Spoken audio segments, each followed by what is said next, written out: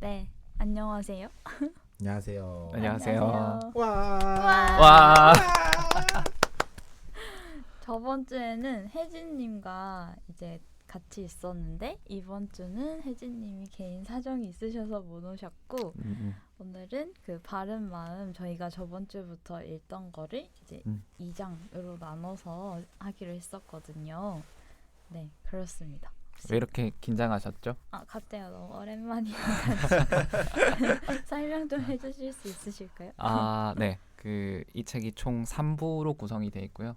1부에서는 이제 코끼리와 기수의 비유를 해서 이제 우리 직관이 먼저고 이제 합리적인 추론, 이성적인 부분들은 이제 뒤따르는 것이다라는 게 1부 내용이었고 2부에서는 도덕적 미각이라고 해서 이제 6가지 측면에서 도덕성을 바라보는 관점에 대해서 소개를 좀 해줬고요. 이제 3부에서는 이제 우리가 어떻게 뭉치고 또 이제 도덕성에 따라서 우리가 어떻게 눈멀게 되느냐 그것에 대한 이야기를 하고 있는데 중심적인 부분은 이제 우리가 이 진화라고 하는 게 도덕성과 함께 공진화하는, 그러니까 어떤 문화적인 것과 이제 유전자만 있는 것이 아니라 문화와 도덕성 이런 것과 함께 유전자가 함께 진화할 수 있다라는 개념과 함께 이제 종교 그리고 막바지에 이르러서는 정치적인 부분을 다루고 있는 부분이 이제 3부가 되겠습니다. 오늘은 이제 이 3부에 대한 이야기를 좀 나눠보는 것으로 하도록 하겠습니다. 네. 네, 정리가 좋습니다. 됐습니까? 네, 됐습니다. 네, 오늘은 조금 사실 질문이 많이 준비가 안 되어 있어요. 그래서 그냥 프리하게 생각나는 대로 좀 자유롭게 이야기하다 근황 토크도 좀 근황 섞어가면서 근황. 네, 그렇게 한번 이야기를 해보도록 하겠습니다. 치유 혹시 어떠셨는지? 저는 이제 책 읽으면서 이제 이게 좀 책이 좀 어려워가지고 막 이렇게 정리를 하려고 했는데 뭐 아직 완벽하게는 안 됐지만 마지막에 읽으면서 좀 이제 제가 다른 책 읽는 거랑 좀 일맥상통하는 느낌이 좀 있어가지고 이게 읽고 나서 이게 좀 남을 좀 더 잘 이해하려고 하는 수단이 하나 늘어났다라고 좀 느꼈습니다. 그렇죠. 그 이해 폭이 늘어나는 부분이 상당히 좋고, 그리고 저자가 이제 글을 마무리하고 이제 글을 마치며 이 부분에서 마지막에 이야기했던 게 우리가 서로 좀 더 잘 지내기 위해서 노력하자. 이게 맨 마지막 멘트잖아요. 그게 좀 많이 와닿았고 그럴 수 있는데 많은 도움이 됐던 책인 것 같습니다. 네. 맞습니다. 그래서 저는 올해의 책. 올해의 책. 네. 제가 잘 골랐군요. 맞습니다. 희영이는? 저도 역시 되게 큰 폭으로 인간 자체를 이해하게 된 것 같아요. 그러니까 저는 이제 학교에서 실험 준비를 하고 있는데 이제 많은 변인들을 수집을 하려고 하지만 그 중에서도 제가 사용할 데이터는 이제 어머니의 편견이 그러니까 유아기 자녀의 편견에 미치는 영향에 대해서 이제 하려고 해요. 그래서 어머니도 뭐 되게 다양성, 그러니까 뭐 인종이라든지 계층, 외모, 이런 성적 이런 것들에 대해서 설문지를 물어보고 아기한테는 이제 앉혀놓고 이제 카드를 여러 장 줘요. 저희 이 세상에 되게 다양한 뭐 계층이라든지 다인종, 뭐 다문화 이런 아이들, 그러니까 예를 들어서 뭐 흑인 여자아이, 뭐 다문화 엄마가 없는 여자아이 이런 식으로 되게 다양한 가족 구성 이런 것도 물어보는데, 그래서 이 친구를 생일에 초대할 거니 안 할 거니 이래서 이제 편견 점수를 주는 거예요. 그 이유가 편견적이라면 편견 점수를 주는 거예요. 그래서 이제 제 예상은 뭐 어머니가 뭐 편견이 많을수록 아동에게도 그렇겠다라는 걸 이제 아마도 가설을 세우겠죠. 근데 이 책을 읽으면서 보니까 편견이라는 게, 그러니까 taken for granted라고 내가 너무나도 당연하게 생각하고 있는 사실, 그러니까 나는 누구일까에 대한 생각을 좀 더 많이 해봤던 것 같아요. 나는 진보주의적 가치를 조금 더 추구하고 있고, 그래서 이 책에 나온 것처럼 평등에 되게 관심이 많은데 그렇지 않다고 해서 이게 도덕적으로 틀리냐? 그건 또 아니라는 거죠.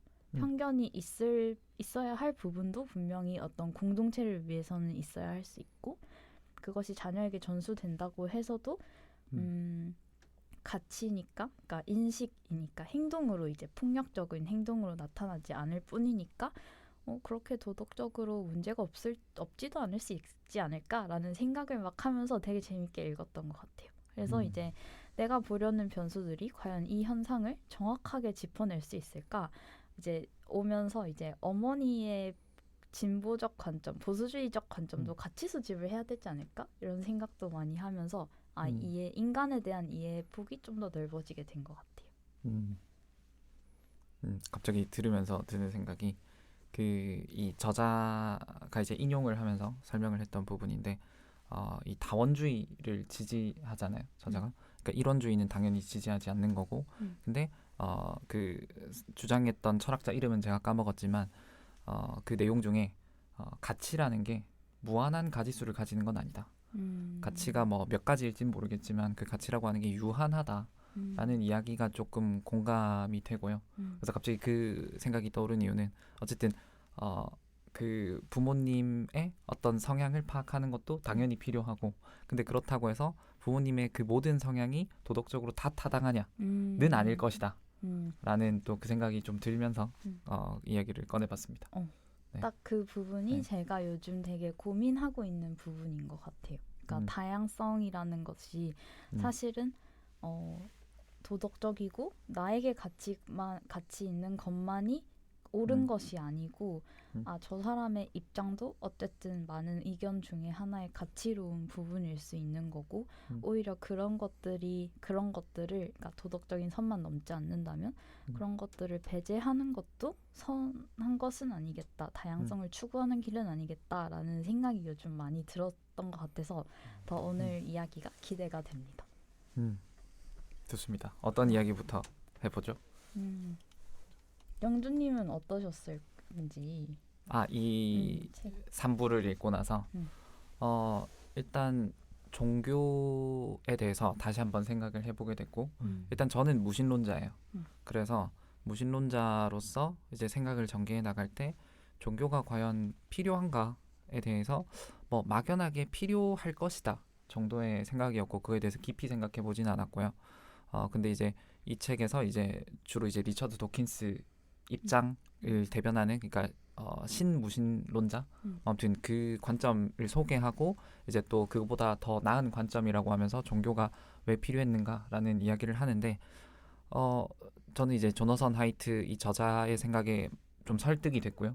그래서 종교에 대해서 새롭게 생각해봤다라는 게 좀 재밌었던 부분이고, 그 다음에 2부를 읽으면서 어떤 생각을 했었냐면, 지난번에 질문을 했는지 사실 까먹었는데 진보주의자랑 보수주의자랑 이제 도덕적 미각이 다르다 이런 이야기가 나오잖아요.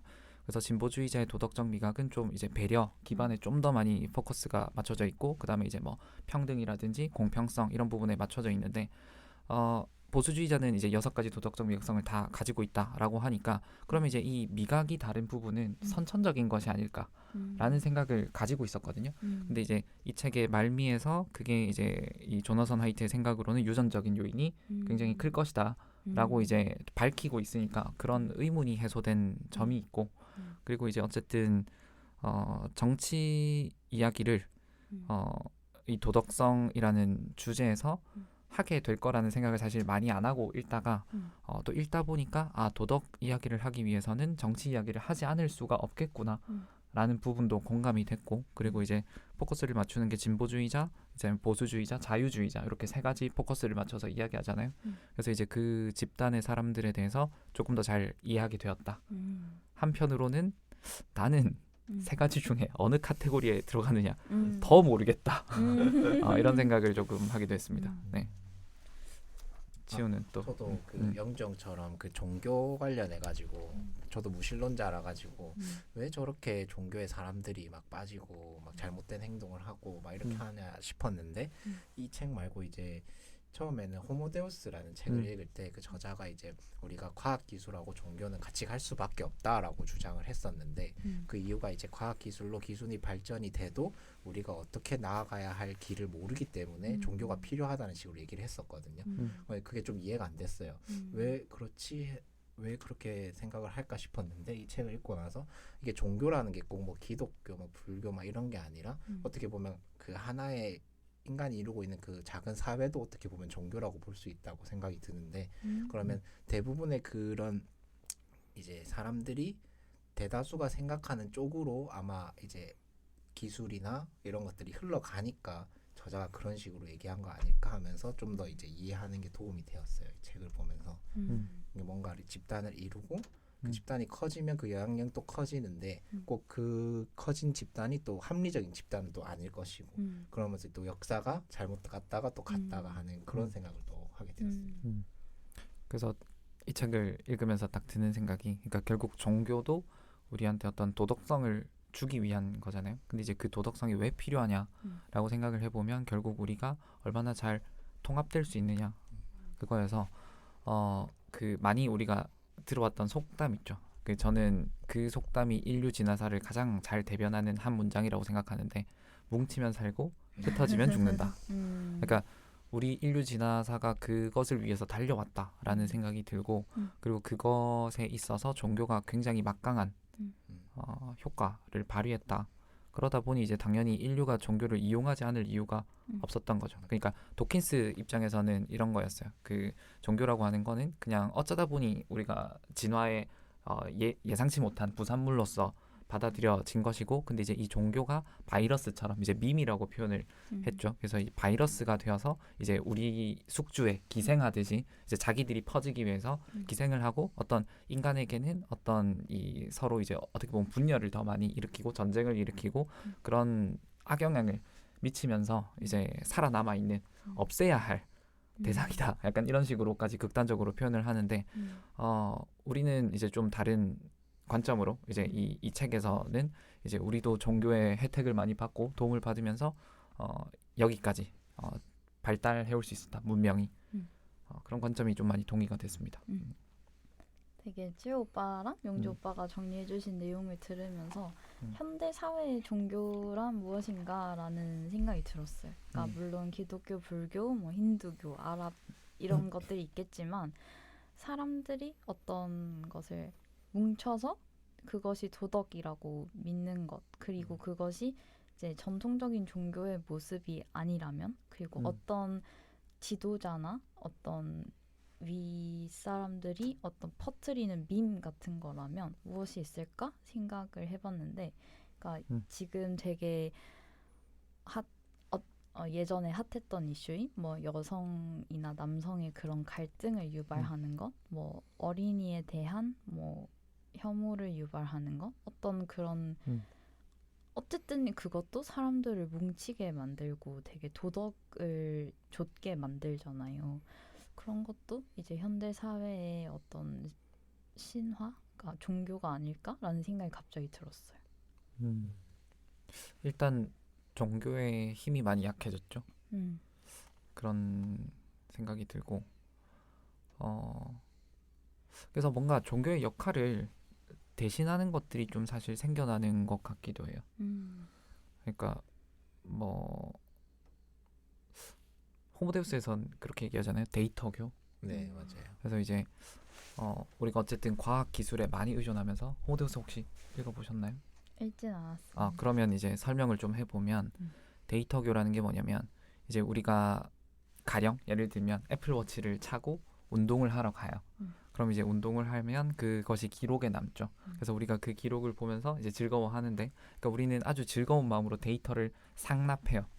그리고 이제 그 데이터가 우리를 학습하게 만들어 주니까 이제 결국 AI의 도움으로 우리한테 다시 또 이게 즐거움이 오는 거죠. 그러니까 우리는 데이터를 주고 그 데이터를 통해서 학습한 AI가 나에게 더 맞춰주는 그것에 굉장히 즐거움을 느끼고 있는 거죠. 그리고 이제 이거죠. 그 SNS의 발달로 인해서 우리가 데이터를 업로드함으로써 그러니까 예를 들면 내가 운동을 했다라는 걸 인증하고 보통 이제 애플워치를 차시는 분들은 그걸 인정을 많이 하더라고요. 이게 운동을 하면 이렇게 동그라미가 돌아가더라고요. 이제 뭐 빨갛고 초록 뭐 그런 게 돌아가요. 그럼 이제 그 동그라미 돌아간 것들을 쫙 그 달력으로 찍어가지고 이번 달 열심히 운동했어 이렇게 올리고 이렇게 하더라고요. 그래서 이제 그분들 같은 경우에는 이 동그라미를 찍어야 되는 거죠. 그러니까 내가 오늘 운동을 했는데 동그라미가 안 돌아갔다? 굉장히 억울한 일인 거죠. 그래서 내가 애플워치가 없으면 운동을 할 수가 없는 거죠. 그러니까 그 지경에 이르는 거죠. 어떻게 보면 좀 주객이 정도 됐는데 근데 그렇다고 해서 그분들을 비판하려는 목적은 아니고 그게 너무 우리한테 자연스럽게 만연해 있다는 거죠. 뭐 예를 들면 저도 이제 뭐 유튜브라든지 뭐 혹은 이제 스포티파이라든지 어떤 이런 그 무언가를 볼 때 좋아요를 눌러요. 근데 저는 그 좋아요가 약간의 의도성이 있어요. 왜냐면 내가 이 좋아요를 누른 게 데이터가 될 거고 그러면 얘네들이 나에게 더 좋은 추천을 해주겠지. 그러니까 그런 저도 데이터 교에 아주 신실한 교도로서 근데 아무튼 그런 것이 이제 좀 뭔가 우리한테 많이 침투가 돼 있어서 종교가 우리한테 침투되기에 이제 조금 어려워지는 면모가 있는 것 같긴 한데 일단 그 부분이 약간 우리 사회의 사회적 자본을 많이 저해한다 혹은 도덕적 자본을 많이 저해한다라는 생각은 들어요. 그러니까 어떤 그 커뮤니티로서의 기능 그리고 뭔가 나보다 우위에 있는 무언가 존재 우리는 이제 그런 것들을 잘 따르잖아요. 인간의 속성 자체가. 근데 이제 그것이 종교가 아니고 이제는 데이터가 됨으로 인해서 우리가 이제 추종하는 게 결국 데이터를 따르는 거죠. 그러니까 데이터라고 하는 어떤 신적인 존재를 우리 지금 너무 따르고 있는 상황인 거죠. 그러다 보니까 이제 어떤 우리에게 규율을 주는 건 데이터인 거죠. 그러니까 나의 알고리즘. 그래서 뭔가 이제 좀 그게 많이 달라졌는데 근데 이제 그 상호작용이 컴퓨터랑만 한다라고 하면 사실 문제가 없을 텐데 여전히 우리는 오프라인 세상에서 많은 사람들을 만나고 부대끼며 살아가야 되는데 이제 이 데이터교가 이제 종교 기존의 기성 종교만큼의 어떤 도덕성적인 측면에서 인류에게 도움이 될 거냐 조금 이제 고민해봐야 될 문제가 아닌가라는 생각이 들어요. 네. 근데 방금 이제 말하는 거 들으면서 좀 놀랬던 게 말씀하실 때 그 인간을 뭔가 이끌어주는 거가 좋아한다고 하셨잖아요. 그게 딱 제가 어제 그걸 봤는데 영화 서울의 봄을 봤는데 이제 거기서 그런 게 나왔어요. 스포는 안 됩니다. 스포는 아니고 스포는 없습니다. 딱 그 대사가 나왔어요. 그래서 맞아요. 방금 진짜 놀랐어요. 저도. 딱 그 따끈따끈하게 두 분 다 어제 보셔가지고 그 대사가 나와서 같이 보신 건 아니죠? 그럴 농담입니다.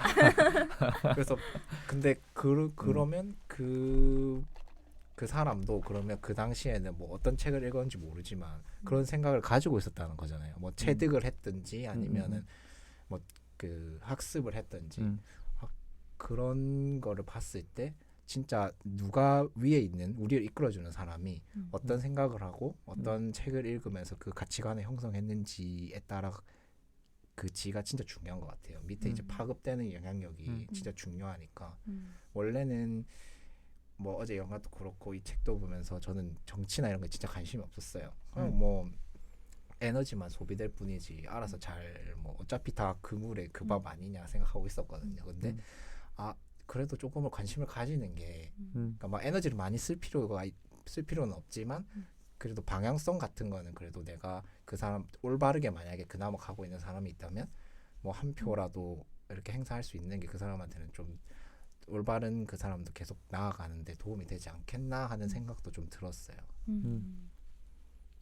되게 그거를 학습했다라기보다도 되게 인간의 본성, 특히 약간 남성들의 본성이라는 생각도 들어요. 그러니까 영지 오빠도 저번에 말씀하셨듯이 고등학교 때 일화 얘기해주면서 남자애들은 서열화하는 거를 기가 막히게 본능적으로 알고 그걸 쟁취하려고 하고 이런 것들이 그 영화상에서 너무 잘 보이는 거예요.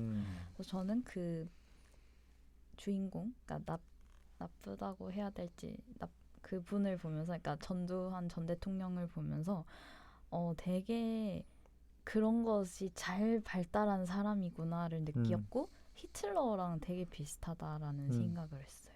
그러니까 되게 이제 또 발달학자 성격을 공부하는 사람의 입장에서 봤을 때 되게 겁도 없고 깡도 진짜 많고 대담하고 그러니까 안 되는 일도 되게 만들고 그러면서도 카리스마가 되게 있고 사람들을 되게 마음을 되게 잘 짚어내더라고요. 그 스포는 아니고 그 중에 장면 중에 하나가 제가 제일 기억나는 장면 2가지가 있는데 이제 하나회라고 이제 어떤 비밀 군대 내 사조직이 있는데 그 누가 누군지 서로를 몰라요. 하나의 사람들은 서로를 모르는데 음. 전두환 그분이 이제 한 명 한 명씩 이제 데려와서 자기 사무실에 자기 자리에 앉혀요. 이게 경상도 사투리를 하면서 많이 한 분요 앉아봐라 이런 식으로 하면서 이게 너의 미래가 될 것이다. 나랑 함께하면 이런 권력을 가질 수 있다. 이런 걸 보여주는 거죠. 그 계엄사령부 제일 위에 있는 자리. 그게 제일 기억이 남았고 이제 쿠데타를 하면서 이제 사람들이 쫄잖아요. 이제 이게 반란이고 반란군이 되면 이제 막 망할 수 있는 거잖아요. 사실 이제 감옥에 갈 수 있고 사형이 될 수도 있고 그래서 막 이렇게 쫄아 있는데 누가 이제 못하겠다라고 나간다 이렇게 하려니까 포기를 하려고 하니까 이제 다른 사람 다리에서 이제 총을 빼서 그 사람을 쏘려고 하는 게 아니라 그 사람한테 총을 쥐어주면서 나를 쏴라. 가려면 나 쏘고 가라 이렇게 얘기를 하더라고. 근데 그게 또 인상 깊었던 점은 그걸 당한 사람이 자기 부하한테 또 그걸 하더라고요. 그러니까 그게 되게 폭력의 되물림에 이런 것도 봤고 아 그런 거를 사람들이 굉장히 원하고 있었구나. 카리스마적인 리더. 그러니까 나의 불안을 해소시킬 어떤 위대한 존재. 이런 것들이 되게 인상이 깊었는데 그 장면에서 또 이어서 나중에 이야기해 주시면 좋을 것 같은데 그 장면에서 딱 느껴지는 건 그거 같아요. 그러니까 총을 쥐어 준다는 거. 그러니까 만약에 총을 쏜다고 그러면 이 사람은 이제 버림받는 것이고 그리고 이제 나는 이제 당연히 이 사람한테 더 이상 충성할 수 없는 상황이죠. 근데 이제 총을 쥐어주면서 나를 쏴라 라고 했기 때문에 그러면 그때는 이 사람에게 선택권이 생기는 거예요. 그러니까 나는 이 사람을 쏠 수 있었지만 근데 물론 쏘지 못할 거예요. 왜냐면 쏘고 난 이유를 생각해 보면 당연히 이제 다른 사람들에게 또 죽임을 당하겠죠, 이 사람이. 그러니까 어쨌든 그런 생존에 대한 겁도 분명히 있을 것이고, 그리고 그만한 용기가 없었기 때문에 이제 이런 위태로운 감정을 이미 느끼고 있었을 테고, 그러니까 그런 사람이 당연히 쏠 수 없죠. 당연히 이제 그거를 당연히 알고 총을 줬겠지만, 어쨌든 이 사람 입장에서는 자기가 총을 어쨌든 받았어요. 그러면 나에게 선택권이 있는 것처럼 느껴져요. 착각이죠, 물론. 그렇지만 이제 그 착각이 굉장히 유효한 거죠.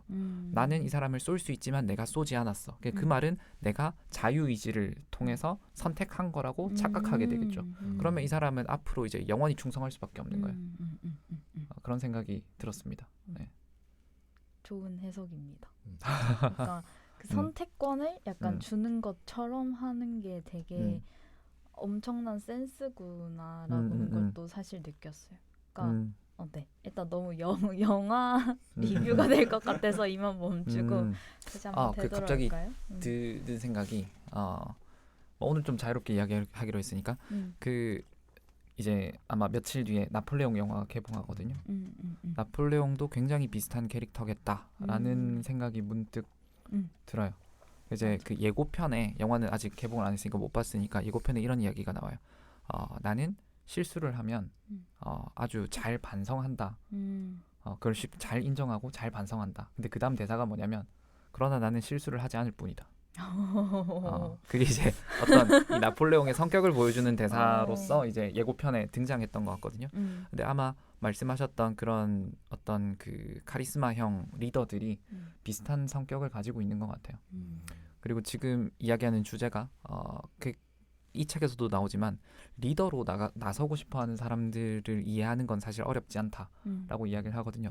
어쨌든 자기 개인의 어떤 당연히 이기심이 발현되는 거겠죠. 나의 유전자를 더 멀리 퍼뜨리고 싶은 그런 게 있을 테니까. 근데 이제 오히려 더 이제 궁금증을 우리가 가져야 될 부분은 사람들이 왜 따르려고 하느냐. 그러니까 왜 리더 아래로 들어가고 싶어 하느냐. 이게 오히려 더 흥미로운 점이라고 책에서도 나오잖아요. 이제 그런 인간의 본성이 참 재밌는 것 같긴 해요. 우리가 그런 대다수의 그런 성향을 가진 사람들이었기 때문에 이렇게 뭉쳐왔던 거니까 좋은 리더가 나타났으면 좋겠군요. 그러니까 왜일까? 저도 이제 어제 영화를 보면서 되게 느꼈던 점이 사실 전두광, 그러니까 그분에게는 거기서 이름이 전두광이구나. 왜 광자를 썼을까? 미칠 광인가?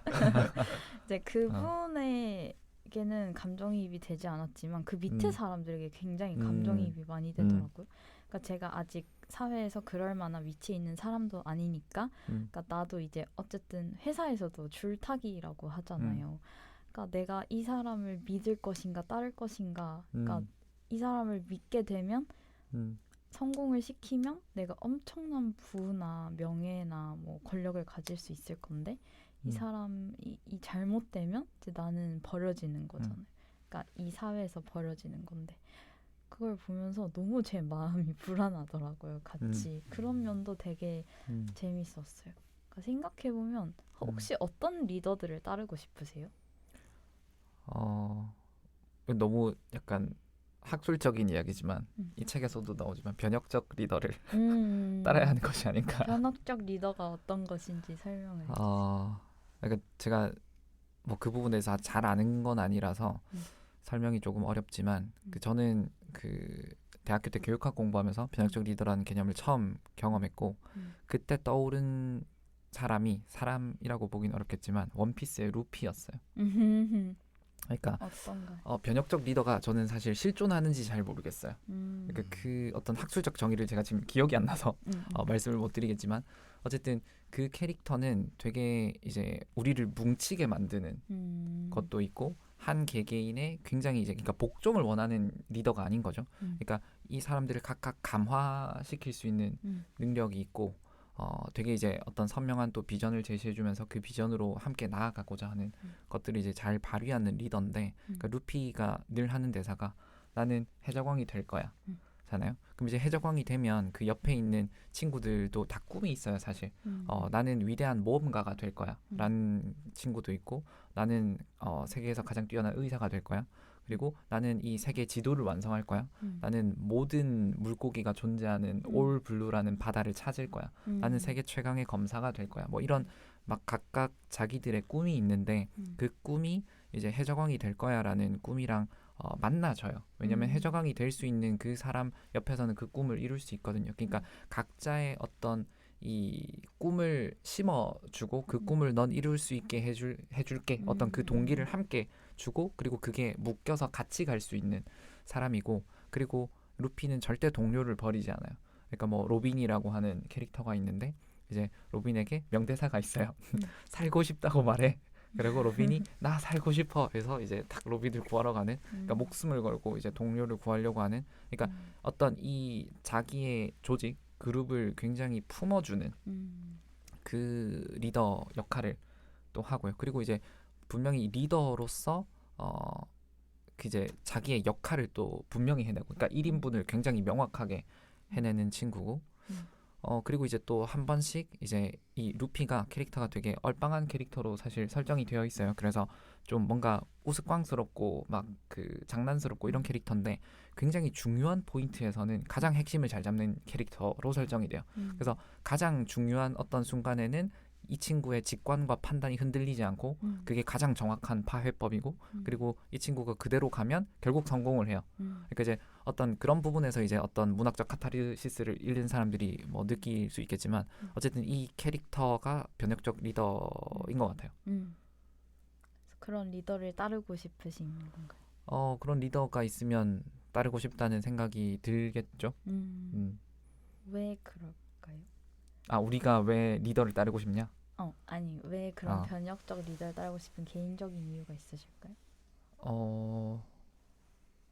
그쵸. 이게 저의 자유 의지로 답한 건지는 잘 모르겠지만, 그러니까 제가 읽었던 어떤 그 내용들에서는 변혁적 리더가 가장 좋은 리더인 것처럼 묘사가 되어 있어서 이제 그것을 읽다 보니 당연히 변혁적 리더가 좋은 게 아닌가라는 생각을 좀 하게 됐고요. 그러면 이제 이걸 이제 좀 분석적으로 한번 생각을 해보면 아까 얘기했던 포인트에서 이게 있었던 것 같아요. 절대 동료를 버리지 않는다. 그러니까 결국 우리는 사회적 소속감을 느끼고 싶잖아요.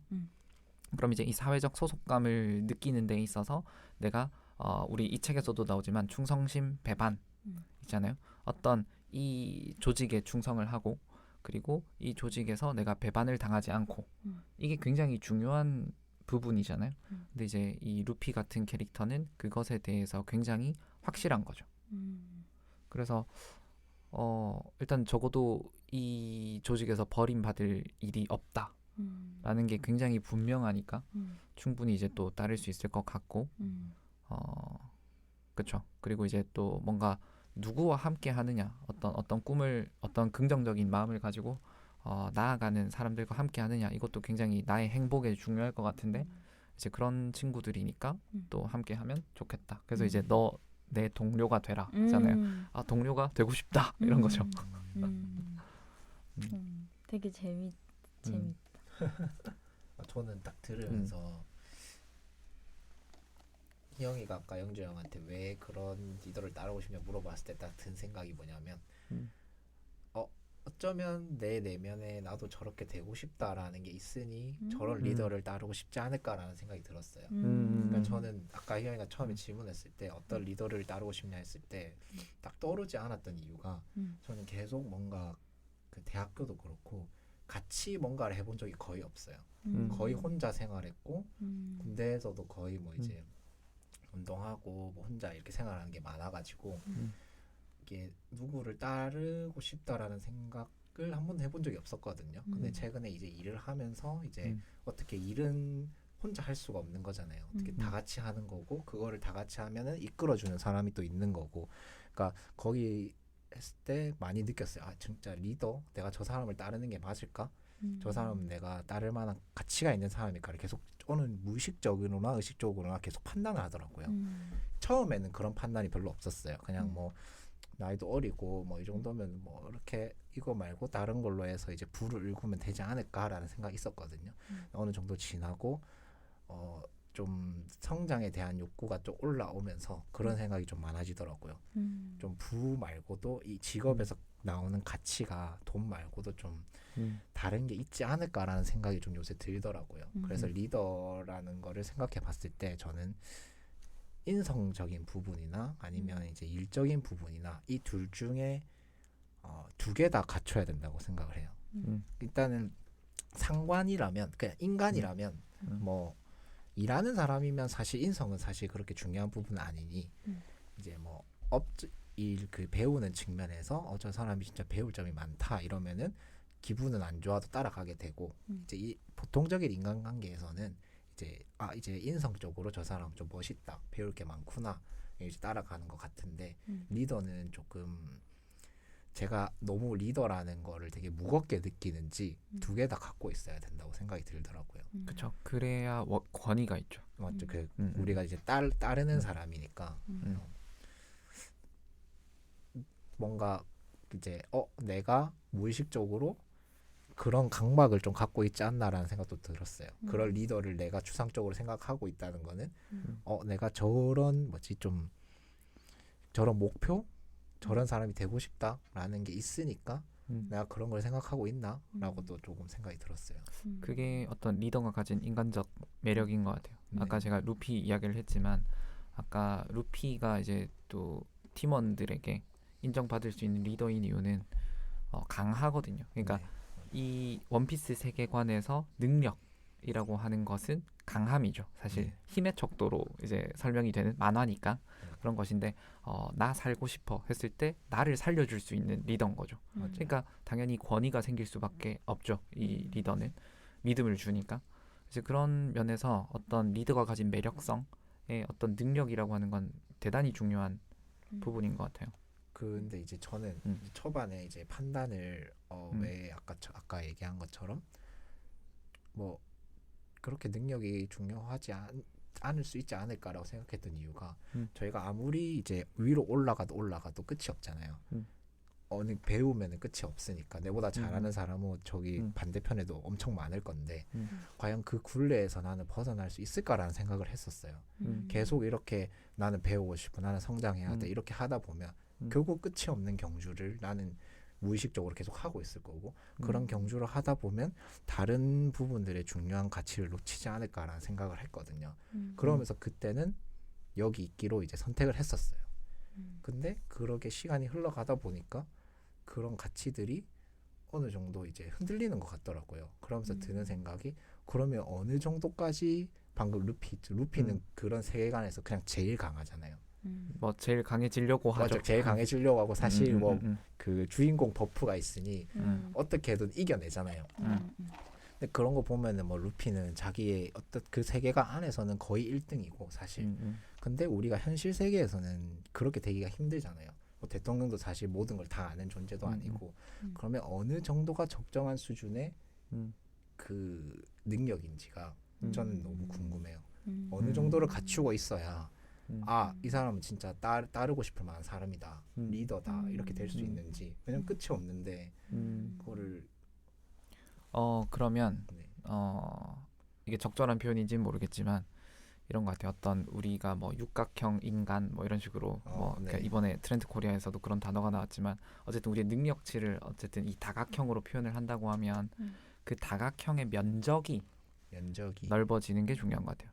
그러니까 무슨 말이냐면 이게 우리가 어떤 한 영역을 갈고 닦으면 뾰족해지잖아요. 네. 근데 이제 리더는 그 뾰족한 사람은 아닌 것 같아요. 그러니까 그러니까 이 분야에서 세계 최고의 권위자라는 건 뾰족한 사람이겠죠. 근데 이제 리더와 그 뾰족한 사람은 좀 다른 것 같아요. 그러니까 뭐 그 사람들이 이제 낭중지추겠지만, 근데 그 사람들이 누군가를 이끄는 뭐 아주 큰 리더, 그러니까 예를 들면 대통령과 같은 그런 자리에 갈 사람이냐? 저는 아닌 것 같아요. 근데 리더에 오르는 사람이라고 하면 아까 이야기했던 어떤 다른 사람이 나를 따르게 만드는 그 힘은 내가 가지지 못한 걸 채워주는 면이 분명히 필요하거든요. 그러면 이제 이 뾰족한 사람들은 분명히 이제 요 한 부분이 뾰족한 만큼 다른 부분이 약하단 말이죠. 이제 그런 부분들을 커버해 줄 수 있는 사람이 이제 결국 리더가 아닌가. 그러면 이제 그걸 커버하려고 하면 이제 그거를 좀 수학적으로 만약에 표현을 하자면 이 다각형이 가지고 있는 면적이 늘어나면 되지 않는가 이런 생각이 들어요. 그러니까 리더가 되고 싶다면 그러니까 어떤 특정 한 분야를 막 갈고 닦기보다는 좀 나의 단점도 많이 보완하고, 그러니까 이 다양한 측면이 있는 것 같은데 뭐 어떤 자기계발서에서는 이제 단점을 보완하는 게 너무나 힘들고 효율적이지 않기 때문에 오히려 장점을 갈고 닦아라, 그러니까 더 뾰족해져라 이 뜻인데, 그래서 저는 이제 그 부분에 동의할 수 있어요. 동의가 되지만 한편으로 리더가 되기 위해서는 그건 적합한 방향성은 아닌 것 같아요. 리더가 되려고 하면 단점을 보완해야죠. 그래서 이제 이 나의 육각형 혹은 팔각형, 이 다각형의 면적을 키워야죠. 그래서 이제 다른 사람들을 품어줘야 되는 게 아닌가. 아, 근데 이거 들으면서 더 리더가 힘들다고 느낀 게 그냥 하나의 만약에 헬스라는 분야에서 보면은 저희가 PT 선생님을 따르잖아요. 왜냐하면 그 사람은 우리가 되고 싶은 몸이나 이런 거를 만들어냈으니까. 그렇게 되면 리더 입장에서는 결국 그냥 본원적으로 돌아가서 인간이 조금 힘들어하는 뭔가를 쟁취하려면 몸을 만들거나 어떤 자기의 그런 편함과 반하는 거를 뭐 오래 앉아 있을 수 있는 능력 아니면 뭐 몸을 만드는 능력 이런 거를 많이 좀 갖추고 있어야 되는 것 같아요. 아, 저 사람은 내가 되게 저걸 힘들어했는데 저 사람은 좀 그런 걸 힘들어하지만 잘 컨트롤해서 잘 해내는구나 라는 모습이 있으면 저 사람한테 배울 점이 있구나, 나의 부족한 점이 저 사람은 잘 컨트롤하고 있구나 이러면은 좀 마음이 가는 것도 있는 것 같아요. 그런 부분이 많아지면 질수록 점점 이제 리더의 자질이 조금 생기는 것 같아요. 저는 그것도 너무 동의하는데 저는 리더가 되면 될수록 모든 걸 잘할 수 없다고 생각하거든요. 그러니까 어떤 더 큰 풀에서 놀려면 그래서 중요한 게 이제 내가 어떤 육각형을 갈고 닦는 면적을 넓힌 것도 중요하지만 그런 것들을 공동체 집단에서 봤을 때 인재를 데려오는 능력 그리고 그것 사람들 잘 조화롭게 하는 능력도 리더의 정말 큰 역할이라고 생각해요. 그래서 아까 말했듯이 뾰족한 사람이 있으면 둥근 사람이 있어서 그게 잘 보완이 된다든지 그리고 그 사람들 나를 따르게 하는 것. 그리고 예를 들어서 제가 뭐 막 어플을 만들고 싶어요. 그럼 나는 프론트 개발자도 필요하고 백도 필요하고 디자이너도 필요하고 기획자도 필요한데 기획은 내가 할 수 있다 치고 디자인도 내가 할 수 있다 쳐. 근데 그렇게 성과가 좋을 것 같지 않아. 그리고 그 개발을 하기에는 내가 할 수는 있을 것 같지만 시간이 너무 오래 걸릴 것 같아. 그러면 필요한 사람을 데려오는 거죠. 그 사람들에게 공동의 목표를 심어주고 이걸 이제 단계별로 우린 이렇게 갈 거다 하는 것도 되게 중요한 리더의 자질인 것 같아요. 그리고 그렇죠. 외부에 적이 있을 때 우리 팀을 얼마나 지켜주는가.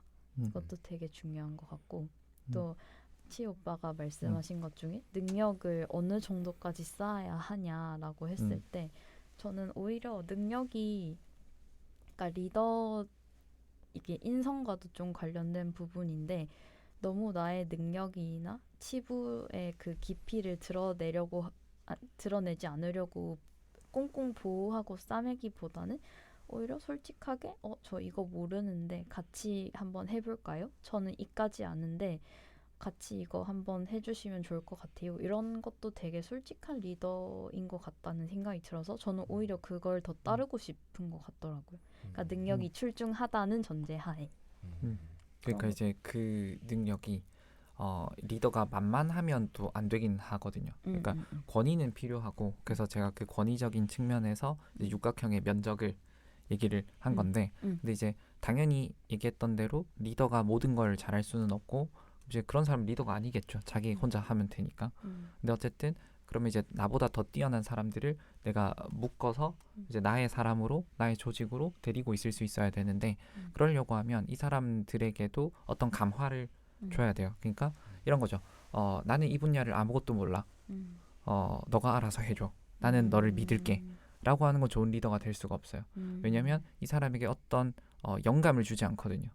그러니까 이 사람이 어떤 나아가고 싶은 방향을 이제 어느 정도 설정을 해주고 그리고 이제 그게 이제 상호작용을 하면서 이 사람에게 어떤 강한 어떤 열망을 심어줄 수 있어야 되는데 나는 아무것도 몰라가 되면 이제 나에게 엄청난 자율권이 있는 것 같지만 근데 이제 그 자율권이 뭐 어떤 이 조직에 들어와 있음으로 해서 내가 더 발전한다라는 느낌을 주지는 못할 테니까 그래서 이제 이 사람을 감화시킬 수 있는 정도의 어떤 뭐 능력치는 분명히 필요한 것 같고 그래서 이렇게 생각해 볼 수 있죠. 뭐 만약에 시작 단계에서 리더가 아무것도 몰랐다고 하더라도 함께 일을 하면서 이 사람을 이해하고자 뭔가 되게 많은 노력을 하면서 더 공부를 해서 이 사람이 사용하는 어떤 전문적인 용어를 같이 써준다든지 뭐 이런 어떤 그런 노력들이 있겠죠.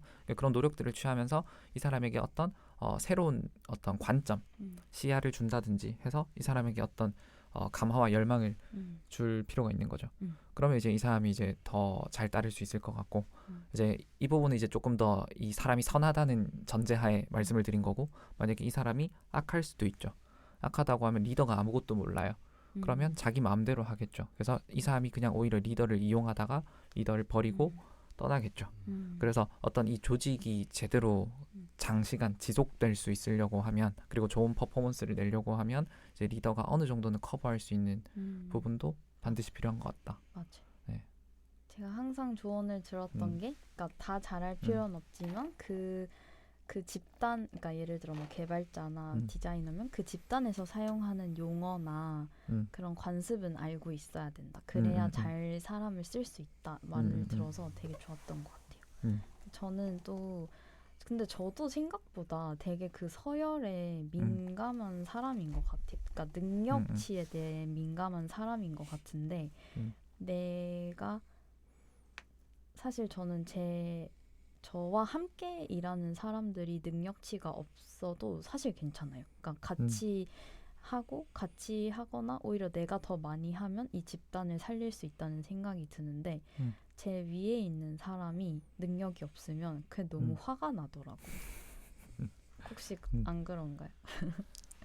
그러니까 제 개인적인 성향인 것 같은데 그러니까 특히 제가 너무 힘든 게 이중 메시지를 던지는 것. 그러니까 나를 배려한다고 뭐 너가 알아서 뭐 A나 B 중에 골라서 해 이렇게 하는 게 그러니까 일이 급할 때는 너무 화가 나는 거예요. 똑바로 말을 해주지 왜 이 사람이 의도가 있는 것처럼 이야기를 해서 뭔가 캐치를 하게 만들지 이런 생각도 많이 들고 그 사람 자체가 뭔가 인사이트가 부족하거나 그러니까 공부가 안 돼 있는 모습 아니면 성실하지 못한 모습 규칙을 지키지 않는 모습이 나타나면 저도 완전 이제 너무 화가 나고 이제 리더로서 따르고 싶은 마음이 전혀 들지 않더라고요. 혹시 그런 사람들을 보신 적이 있으실까요? 제가 그런데요 지금. 이야기해 주시죠. 안 보겠지? 우리 조회수 어차피 그러니까 100, 그게 100, 100 무서워. 정도밖에 안 나와요. 알고리즘의 선택을 받진 않겠죠? A 씨라고 하겠습니다. 그리고 그걸 몇 년 전으로 이제 가정을 해서 몇 년 전 이제 그 A 씨가 있는데 A 씨는 되게 좀 그래요. 사실 제가 사회생활을 많이 해보진 않았지만 처음 만나는 사람의 유형이에요. 그리고 제 음. 위에 이제 사수 위에 또 사수인데 음. 그분 되게 이제 좀 인자하고 그분인데도 이제 어려운 사람이다라고 말할 정도로 예측이 안 돼요. A를 얘기를 하면 B가 나와야 되는데 Z를 얘기하는 사람이거든요. 어. 그러니까 예를 들면 만약에 이제 밥을 먹으러 갈 때 음. 식사하러 가시겠습니까라고 하면은 식사하러 가시겠습니까가 아니라 식사하시겠습니까라 얘기를 해야지 이렇게 얘기를 해요. 그래서 전 이해가 안 되는 거예요. 똑같은 의미 아닌가? 식사하러 가시겠습니다. 식사하시겠습니까? 근데 방금 이제 얘기한 거 들어보니까 식사하러 가시겠습니까는 결정권이 저한테 있는 느낌이었어요. 식사하시겠습니까는 네가 식사를 할지 안 할지 너한테 달려 있는데 식사하러 가시겠습니까? 넌 나랑 식사하러 갈래? 나는 너랑 먹을 걸 준비돼 있어 이런 느낌인 거예요. 근데 이런 게 사실 저는 뭐 무덤덤한 건지 모르겠는데 이런 포인트가 너무 많아요. 가지고 근데 이런 걸 떠나서 이제 좀 제가 최근에 이제 이 사람이 그 A 씨가 좀 자존감이 조금 많이 났나 봐요. 그래서 이제 뭐 저희를 불러가지고 뭐 이런 연봉 얘기를 할 때 또 저번에 한번 저희 똑같은 이제 연차는 다른 데는 한 1.5배 정도 받는다. 근데 우리 뭐 너무 작다, 뭐 성과도 없다 이런 식으로 얘기를 했어요. 그냥 다 같이 모여가지고. 근데 그거를 이제 불러가지고 내가 생각하기에 너희들은 5천만 원 수준 정도밖에 안 되는 사람들인데 왜 그렇게 더 받으려고 하느냐? 니들 뭐 하고 있는 것도 제대로 못 하면서 그럴 거면 나가라는 식으로 얘기를 하더라고요. 근데 그게 예전이었으면 화가 났겠는데 그걸 들으면서 결국에는 그 이제 그 말에 숨겨진 의미는 자기가 능력이 없기 때문에 저희가 성과가 없는 건데 그거를 이제 누가 이렇게 찌르니까 자기는 방어 기제가 나온 거죠. 그래서 저희한테 더 매섭게 얘기를 하는 것 같았어요. 그러면서 더 생각이 드는 거예요. 아, 내가 이게 사실 직장을 이제 옮기는 거는 되게 큰 용기가 필요하다고 생각하거든요. 원래 예전에는 그래도 뭐 이 정도면 뭐 나쁘진 않지라고 생각을 했는데 이게 좀 더 냉철하게 이제 생각을 해보니 제가 딱 그거를 듣고 나서 딱 든 생각이 꼬였구나라는 생각을 바로 했어요. 내가 이제 첫 스텝을 좀 잘못 밟았구나 하는 생각이 바로 든 거예요 그때. 자기의 인생이 꼬였다. 인생은 그 사람의 마음이 꼬인 게 아니라. 나는 큰일 났구나. 너무 잘못된 발을 디디졌네. 이러면서 왜 처음에 이걸 몰랐지? 이런 생각을 했어요. 그래서 그런 사람이 있으니까 조금 처음에는 그냥 저렇게 안 돼야지 반면교사 삼아야지라고 했는데 지금은 더 있다가는 이 늪에 더 빠지지 않을까? 이걸 지금 어떻게 개선해야 되지? 라는 생각을 좀 하고 있어요. 이직을 준비 중? 그러면? 이게 생각이 원래 아예 없었는데 계속 떠오르고 있어요. 이게 이제 냉철하게 떠오르더라고. 예전에는 분노에 의해서 갑자기 감정적으로 떠올랐다면 요새는 모든 걸 내려놓고 이제 고요한 상태에서 이제 판단을 해보게 되더라고요. 근데 제가 그 원래 그런 속담 있잖아요. 절이 싫으면 이제 중이 떠나야 된다. 그게 맞는 것 같아요. 이미 그 절은 그 50년 인생을 살아오면서 바뀔 수가 없어요. 바뀔 수 없고 자기가 바뀐다는 거 인정한다는 거는 자기 인생 살아온 거를 난 잘못 살았다는 걸 시인을 하는 건데 그렇게 할 수는 없잖아요. 사람이 그 뇌가 계속 나는 계속 제대로 살아서 지금까지 왔어라고 그게 너무 굳건하기 때문에 이거는 그냥 중이 떠날 수밖에 없구나 라는 생각이 딱 들었어요. 체념하게 되더라고요. 그냥 바꿀 수는 있는 게 아무것도 없네 이런 생각이. 얘기하시죠. 저도 되게 비슷한 사례였어서 이게 손가락을 가리켰는데 아까 제가 이 녹음을 시작하기 전에 이제 저희 앉아서 얘기 좀 할까요? 라고 했던 게 되게 그 사람 입장에서 그러니까 그분도 똑같이 저한테 이야기 좀 할 수 이야기 좀 같이 나눌 수 있을까요?가 맞지 않겠냐 뭐 이런 식으로 얘기를 한 게 약간 그런 메커니즘이었던 것 같아요. 그러니까 되게 그러니까 그분이 저한테 그런 얘기를 했어요. 제가 예의가 없고 자기를 뭔가 무시하는 듯한 느낌이 들고 그리고 너가 어떤 인생을 살아왔는지는 모르겠지만 어떤 사람 사회에 있었는지는 모르겠지만 이렇게 얘기를 했었어요. 근데 그걸 보면서 저도 되게 화가 안 나고 약간 짜게 식더라고요.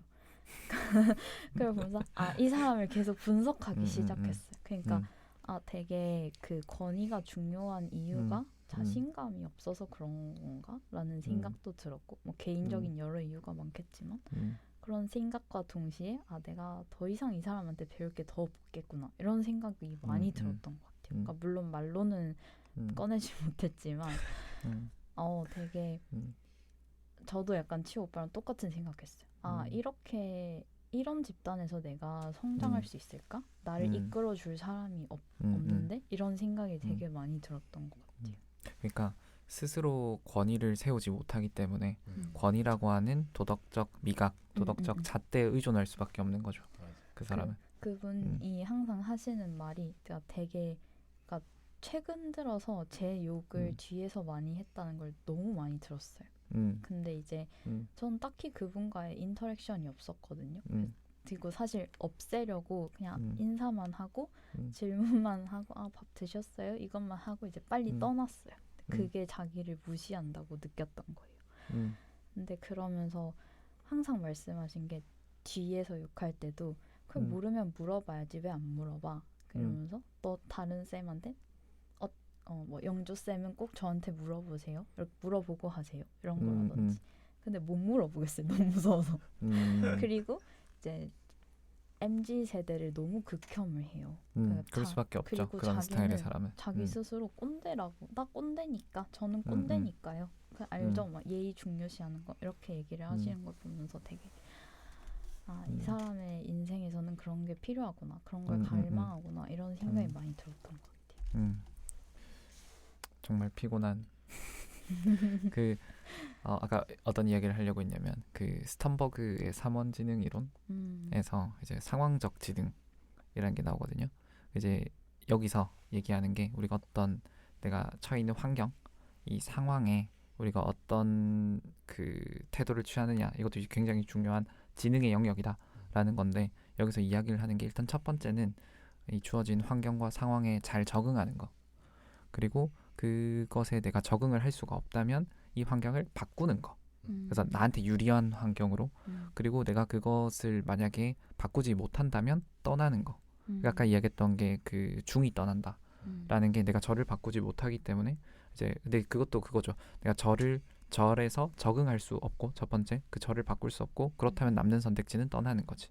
그래서 이것을 잘 활용하는 게 상황적 지능이라고 저는 이해했거든요. 뭐 조금 다를 수도 있겠지만 제가 핵심적으로 받아들였던 부분은 그건데 근데 이제 보통 많은 사람들이 이제 뭐 적응을 한 사람은 사실 불만이 없어요. 그러니까 사실 1번은 적응인 것 같아요. 왜냐면 우리가 사회 속에서 살아가야 되니까 일단 적응을 하는 게 우선이고요. 근데 이제 적응을 해야 된다고 얘기하는 게 아니고 적응을 하는 게 이제 우선이고 적응을 했다면 문제될 게 없어요. 근데 내가 적응할 수 없는 조건들이 있죠.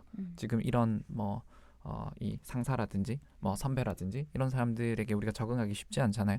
그러면 그것을 우리가 상황을 바꿔야 돼요. 근데 그 바꾸는 것도 여의치 않을 수 있어요. 왜냐하면 일단 기본적으로 상하관계 수직적인 관계가 성립되어 있기 때문에 여기서 전복시키기가 쉽지가 않죠. 그렇다면 세 번째는 떠나는 거예요.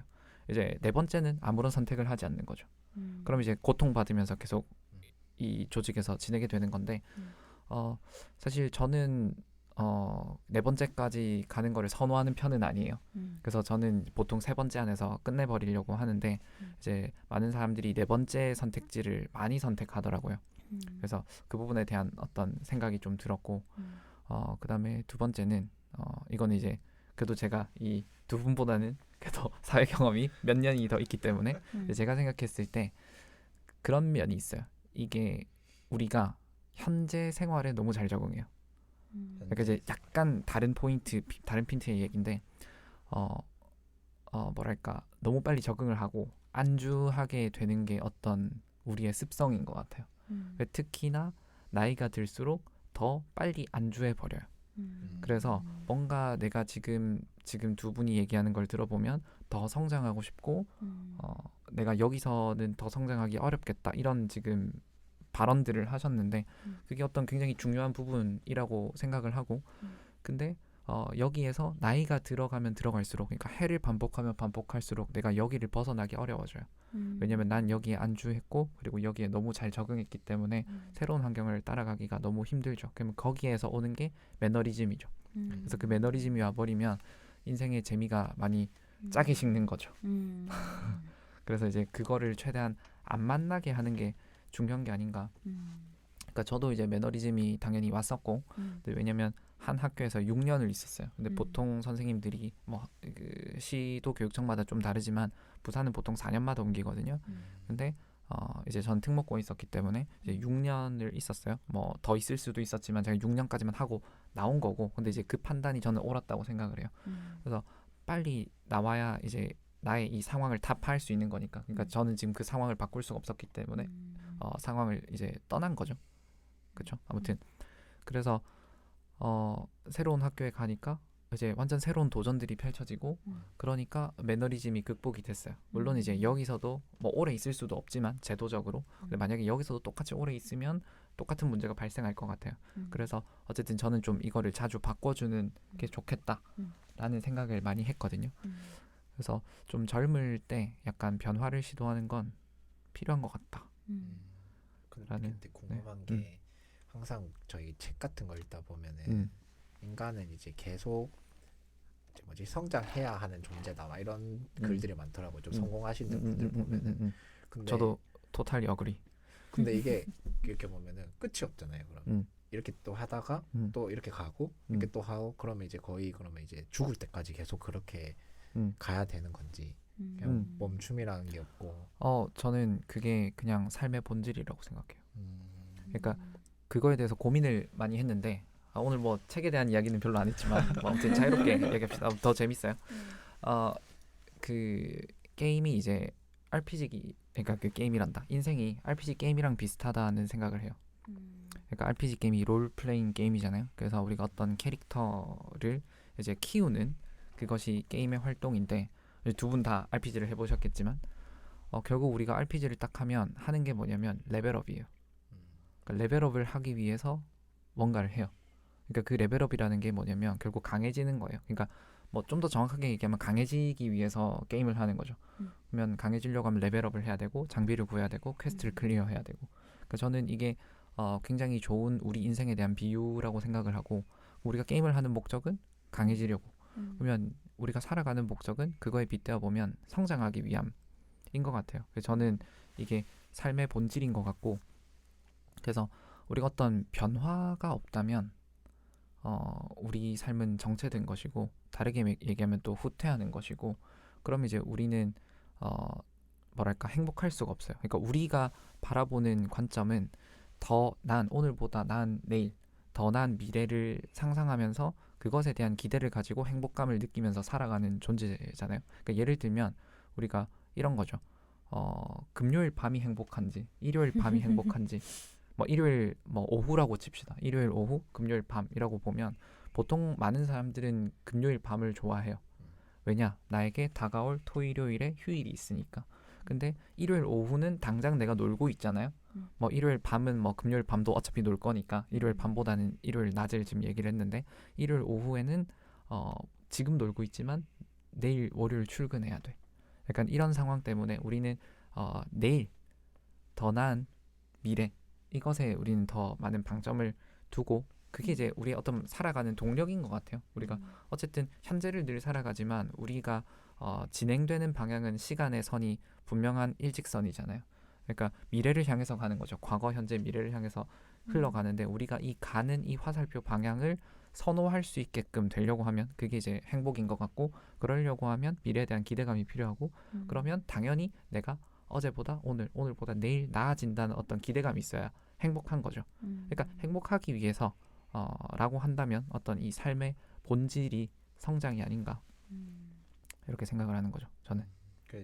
저는 딱 들으면서 생각하는 게 조금 그렇다면, 근데 이게 왜냐하면 불교 책이나 이런 거 보면은 뭐 좀 쉬어가기 뭐 이런 게 중요하다고 하거든요. 내면의 목소리를 듣는 시간. 그런데 저는 그걸 어떻게 해석했냐면, 성장이 이렇게 계속 되려면은 치열하게 살아야 되잖아요.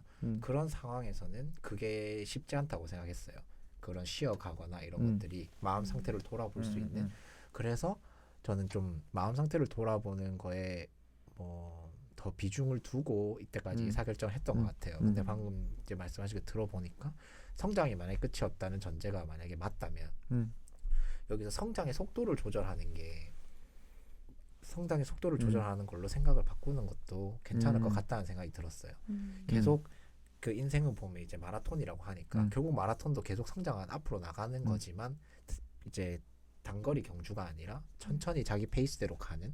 그러니까 저는 항상 이제 조금 이제 페이스가 빨리빨리라는 게 있어가지고 조금 오히려 더 이제 쉬어가야 된다는 강박이 느껴져서 아까 계속 질문했던 것 같아요. 그 끊임없이 가야 되지 않느냐. 그러면 멈출 수 없지 않느냐.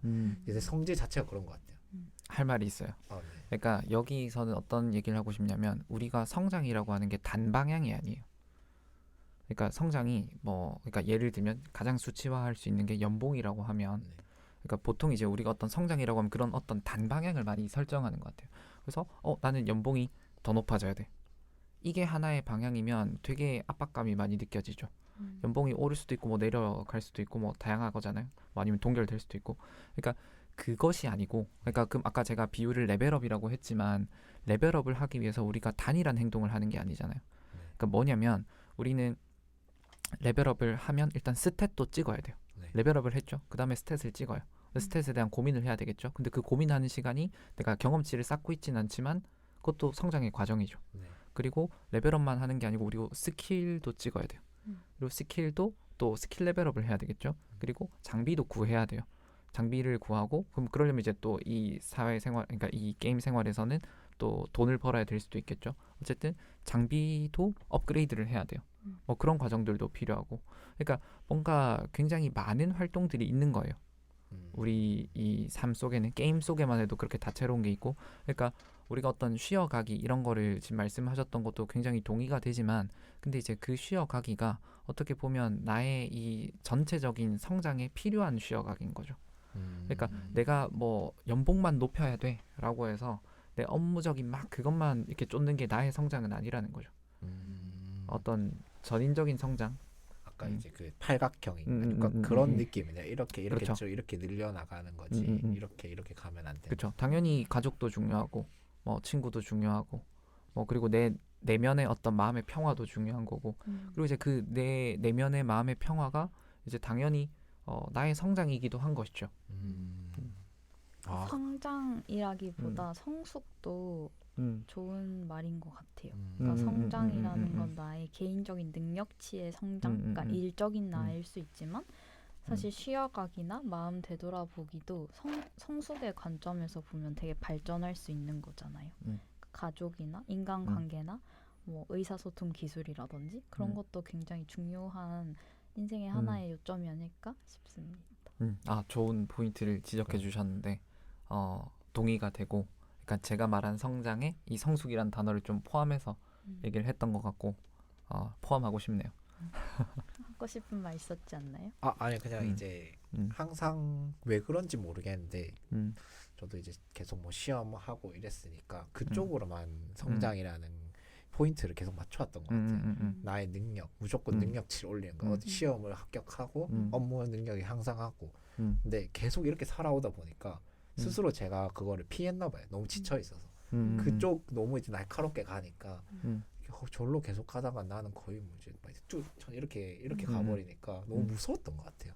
그렇게 되면은 안 될 것 같은 거를 뭔가 이제 얘가 직감을 하고 완전 반대 극부로 이제 완전 반대로 가는 거죠. 그래서 어느 정도 지금 상황에 아까 그런 생각이 떠올랐던 거는 어느 정도 이게 내려왔나 봐요. 내려와서 얘가 좀 땡겨서 조금 이렇게 둥글둥글해졌나 봐요. 그러니까 다시 야, 너 예전에 뾰족했으니까 다시 올려야 돼 라면서 이런 생각이 조금 드는 것 같아요. 그럼 여기서 또 잘못된 선택을 하면 안 되겠네요. 아니 뭐 그렇다기보다는 어쨌든 그것도 필요하다고 느꼈으면 그걸 연마하면 되는 거죠. 그러니까 지금 상황에서 내가 느꼈을 때 이게 좀 필요한 것 같아. 그럼 또 그걸 갈고 닦는 거고 이제 다른 능력이 필요한 것 같아. 그럼 또 갈고 닦는 거고 그런 거죠. 약간 말하면서 들은 생각은 약간 나이테를 쌓는 것 같아요. 그러니까 뭔가 우리가 이제 한 꼭지를 만들고 또 시간이 지나면서 또 이제 그 전체를 또 아우르는 또 뭔가 이 성장이 있고 또 성장이 있고 이렇게 나이테가 이렇게 약 조금씩 늘어나듯이 그렇게 성장하는 게 아닌가. 아, 음. 되게 좋은 성장의 관점을 얻은 것 같네요. 이렇게 되면 그런 성장에 다양한 관점을 얻으면 부담감이 좀 덜어져요. 어떤 우리가 이제 성장 좀 한 번씩 이제 이번에 느꼈던 거는 영어를 할 때 원래 하던 수업에서 좀 매너리즘이 빠져 있었어요. 그게 맨날 거의 똑같고 내가 뭔가 그걸 수업에 참여하기 위해서는 어떤 자발적인 노력이 좀 많이 필요했어요. 주제를 내가 갖고 가서 문장을 만들어서 얘기를 하는 건데 근데 그 얘기를 할 때 되게 좀 뭔가 편안한 분위기도 아니고 선생님이랑 1대1로 하는 거니까 듣는 다 고요하거든요. 고요한 상태에서 얘기를 하니까 뭔가 잘해야 된다는 압박감이 있었나 봐요. 근데 어제 이제 수업을 바꿔서 좀 이제 자유롭게 수업을 하는 그런 데를 들어갔어요. 이렇게 3명 이렇게 해서 시끄러운 분위기에서 이렇게 영어를 하고 근데 거기 있는 분들이 또 영어를 잘하세요. 영어를 잘하니까 내가 그 이전에 수업에서 할 때 이 대화를 이끌어가기 위해서 나도 잘 못하지만 들었던 그런 노력이 들 필요가 없는 거예요. 오히려 저를 이끌어 주시니까 선생님처럼 너무 편안한 분위기에서 하니까 어제 느꼈던 지금 희열이 아직까지도 있어요. 내가 영어를 되게 못한다고 생각했는데 실제로 잘하시는 분들이랑 대화를 해보니까 난 못하는 정도는 아니었네. 그리고 저분들도 이제 거의 50대이신 분들도 계셨거든요. 근데 진짜 잘하세요. 이제 엄청 또 좀 영감을 받고 자극도 받고 그 사람들 좀 더 대화해보고 싶다. 근데 또 영어로 대화해보면 뛰어나세요. 플룻도 막 20년 정도 다루신 분도 있고 테너이신 분도 있고 부모님이 테너라서 그 독일, 이탈리아 막 그런 노래들을 가곡을 엄청 잘하시는 분도 있고 이런 멋있는 사람이 너무 많구나. 근데 영어도 잘해. 그래서 그런 환경에 던진 제 자신이 너무 뿌듯한 거예요. 이래서 우적 스쿨은 좋았던 거구나. 다른 이게 그러니까 얘기를 많이 해야 되는데 결국은 그런 편안한 분위기를 만들어주면서 그런 얘기를 하다가 주변에 이제 조교 선생님이 돌아다니면서 말문이 막히는 게 있으면 조금씩 혀를 뚫어주고 주도권은 저한테 있는 거죠. 조금씩 혀만 뚫어주는. 그래서 이게 어쩔 수 없구나. 던져야 되구나. 더 좀 뭐라 해야 되지? 그런 성장할 수 있는 환경에 나를 던져야 내가 행복감을 느끼는구나. 라는 게 또 생각이 들었어요. 들으면서 그러니까 성장이라는 게 되게 좁은 의미로의 성장이었던 것 같아요. 그러니까 되게 모든 감정이나 뭐 관계나 그런 걸 다 배제하고 어떤 능력치의 향상인 것 같은데 사실 그걸 하면서도 감사를 느낄 수 있고 너무 뿌듯한 정서도 느낄 수 있고 그런 그러니까 자꾸 성숙 얘기를 하게 되는데 되게 성장을 하면서도 되게 시간이 아깝다고 생각하기보다 되게 다양한 경험을 많이 함께 할 수 있지 않을까라는 생각이 들었어요. 근데 이게 이런 거를 생각해 볼 겨를이 없었어요. 사실 이제 살아오면서 이런 쉼표를 찍을 일이 많이 없었거든요. 그러니까 그냥 지금 하고 있는 게 맞고 그냥 지금 나아가는 방향이 맞다라고 생각을 하고 있었던 것 같아요. 그래서 이게 제가 이제 20대 때까지는 책을 하나도 안 읽다가 군대에서 이제 독서 천재가 된 동델인가 그걸 한번 읽고 너무 재밌는 거예요. 그때 책에 빠져서 엄청나게 많은 책을 읽었거든요. 근데 그때 읽었던 책들이 대부분 그런 것들이었던 것 같아요. 능력 위주. 그래서 무의식적으로 이게 박혀 있었고 계속 그렇게 갔었고 누가 주변에서 뭐라 하든지 나는 내가 할 길을 갈 거야 라고 너무 강했던 것 같아요. 근데 그런 것들이 사회에 나오면 안 되잖아요. 네가 아무리 잘나도 그러니까 잘나지도 않았지만 혼자 할 수는 없잖아요. 모든 일을 독단적으로 할 수는 없으니까 거기서 계속 부딪혔던 것 같아요. 계속 누가 옆에서 탁탁 거니까 한 번도 거는 거를 이제 신경 쓰지도 않았고 걸리지도 않았는데 여기서는 계속 걸리니까 거기 계속 무너지다 보니 이게 조금 달아져서 좀 생각을 하게 되는 계기였는데 오늘 딱 그게 이렇게 딱 잡혀서 너무 좋았습니다. 성장을 다른 관점으로도 볼 수 있구나. 근데 이게 되게 또 다른 사람 이제 보시는 분들이 생각하기에는 성장은 되게 그 육각형 말씀하신 것처럼 그런 거 아니야? 당연히 이제 좀 골고루 능력치가 이렇게 올라가는 거지라고 당연히 생각할 수 있지만 어떻게 보면 쉬운 측면인데 저는 전혀 생각하지 못했던 측면이었었거든요. 그리고 생각하지 못했다는 거는 아예 인지 자체를 못하고 있었다는 거죠. 이게 내가 지금 이렇게 뾰족하게 가고 있구나라는 생각 자체를 못했던 거예요. 근데 이제 얘기를 하면서 이제 내가 그런 사람이었구나를 알게 된 거고. 그래서 너무 그러니까 좋았습니다. 레벨업만 하지 말고 스탯 포인트를 찍어. 그러니까요. 그러니까 지금 스탯 포인트는 안 찍고 레벨업만 지금 계속 하고 있는 물약도 거지. 좀 그러니까 보고 해야 딴거 해야 되는데 근데 게임도 그렇게 해요. 그 몬스터아크 할 때도 계속 올라가기도 하고 시영이 형 보면 이제 주변을 즐기는데 저는 계속 레벨업 해야 되는 거 아니에요? 뭐 더 높은 던전 가야 되는 거 아니에요? 이런 거 보면은 인생을 살아가는 속도가 나는 많이 낮췄다고 생각하는데 여전히 빠르구나, 빨리 하려고 하는구나 라는 걸 생각하게 되었습니다. 그리고 그 조금 또 다른 이야기를 하면 우리가 살면서 이제 계속 다른 상황적인 환경에 처하잖아요. 그러면 그때 필요한 능력치는 또 바뀌어요. 그러니까 이거는 이렇게 비유할 수 있을 것 같은데 우리가 어떤 이제 보스 몹을 상대할 때 이 보스 몹, 이 던전에서 필요한 스킬은 뭐 A라는 스킬이야. 그리고 뭐 B라는 장비가 중요해. 그러면 그때는 그 세팅을 맞추고 들어가야 되는 거고 이제 또 다른 던전, 또 다른 보스 몹을 상대할 때는 뭐 C라는 스킬과 D라는 장비가 필요하면 그때는 그 세팅으로 가야죠. 그러니까 이게 조금씩 달라져야 되고 결국은 이제 이런 능력도 좀 필요하고 이런 것들도 좀 필요하고 그래서 뭐 예를 들면 우리가 어떤 그 삶에서는 이제 인생의 어떤 과업이 있잖아요. 그 게임으로 치면 퀘스트인 것 같아요. 그럼 이제 우리에게 굉장히 중요한 퀘스트는 이런 거죠. 이제 성인이 되기. 그러니까 미성년자에서 성인이 되기 굉장히 중요한 퀘스트잖아요. 우리에게. 그리고 이제 뭐 어떤 뭐 대학을 졸업하기 이런 것도 있겠지만 뭐 혹은 이제 취업하기.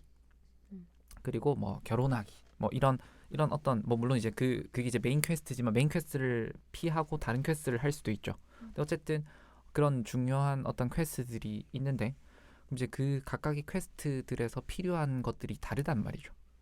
그러니까 이제 당연히 이제 서로 도움이 되겠죠. 내가 이제 뭐 잘 성인으로 가는 과정을 잘 밟아왔으면 좋은 대학에 갈 수 있었을 테고 그럼 취업이 좀 수월해졌겠죠. 그럼 이제 당연히 내가 결혼을 할 때 있어서도 유리한 면이 있겠죠. 예를 들면 그러니까 그런 것들이 있겠지만 근데 각각 그것들이 조금씩 다르잖아요. 내가 그냥 어쨌든 무사하게 이제 비행 청소년이 아니고 무사하게 이제 어른이 되었다라는 것과 이제 내가 뭐 취업을 하는 건 좀 별개의 영역이잖아요. 그리고 이제 취업을 했다와 결혼하는 것도 별개의 영역이죠. 그럼 이제 그 각각의 이제 다른 던전이고 다른 보스 몹들인 거고 그럼 이제 다른 나의 능력치가 필요한 거죠. 그러니까 결혼을 하기 위해서는 더 중요한 게 어떤 뭐 수치화된 능력보다는 어떤 공감 능력이라든지 이제 사람과 더 잘 어우러질 수 있는 것이라든지 뭐 이런 것들이 필요하단 말이죠. 그러니까 뭔가 이제 하나의 단일한 그러니까 일원화된 것은 없다는 거지. 이 책에서도 이야기하지만 다원주의가 필요하지 않나. 능력에 있어서도. 그러니까 성장의 방향성도 다원화되어야 되는 거죠. 네.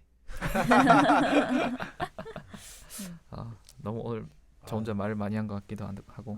좋네요.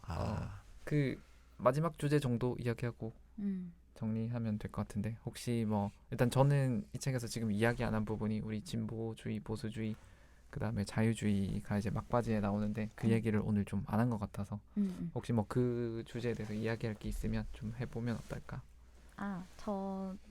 제가 나눠보고 싶었던 거는 그 진보주의, 보수주의 관점에서는 그 요즘 MZ 세대들이라고 하는 우리 또래 세대들은 되게 진보주의적 관점을 가진 사람들이 포션이 높다라고 생각이 들고 기성세대들은 보수주의일 수밖에 없다라고 생각이 들어요. 그러니까 물론 저도 이제 나이가 들면 보수주의적으로 바뀔 수도 있겠지만 근데 이제 현재 지금 상황에서 이것들의 도덕적인 갈등의 충돌 어떻게 바라보고 어떻게 이해하고 어떻게 행동해야 될까도 되게 중요한 것 같더라고요. 그러니까 내가 마냥 이 사람이 싫다고 해서 이 사람의 권위를 인정하지 않는다고 해서 그러니까 아예 안 볼 건 아니니까 또 어떻게 보면 나의 적응의 문제가 될 수도 있고 이럴 때 어떻게 할까? 그러니까 왜 그럴까? 생각해봤어요.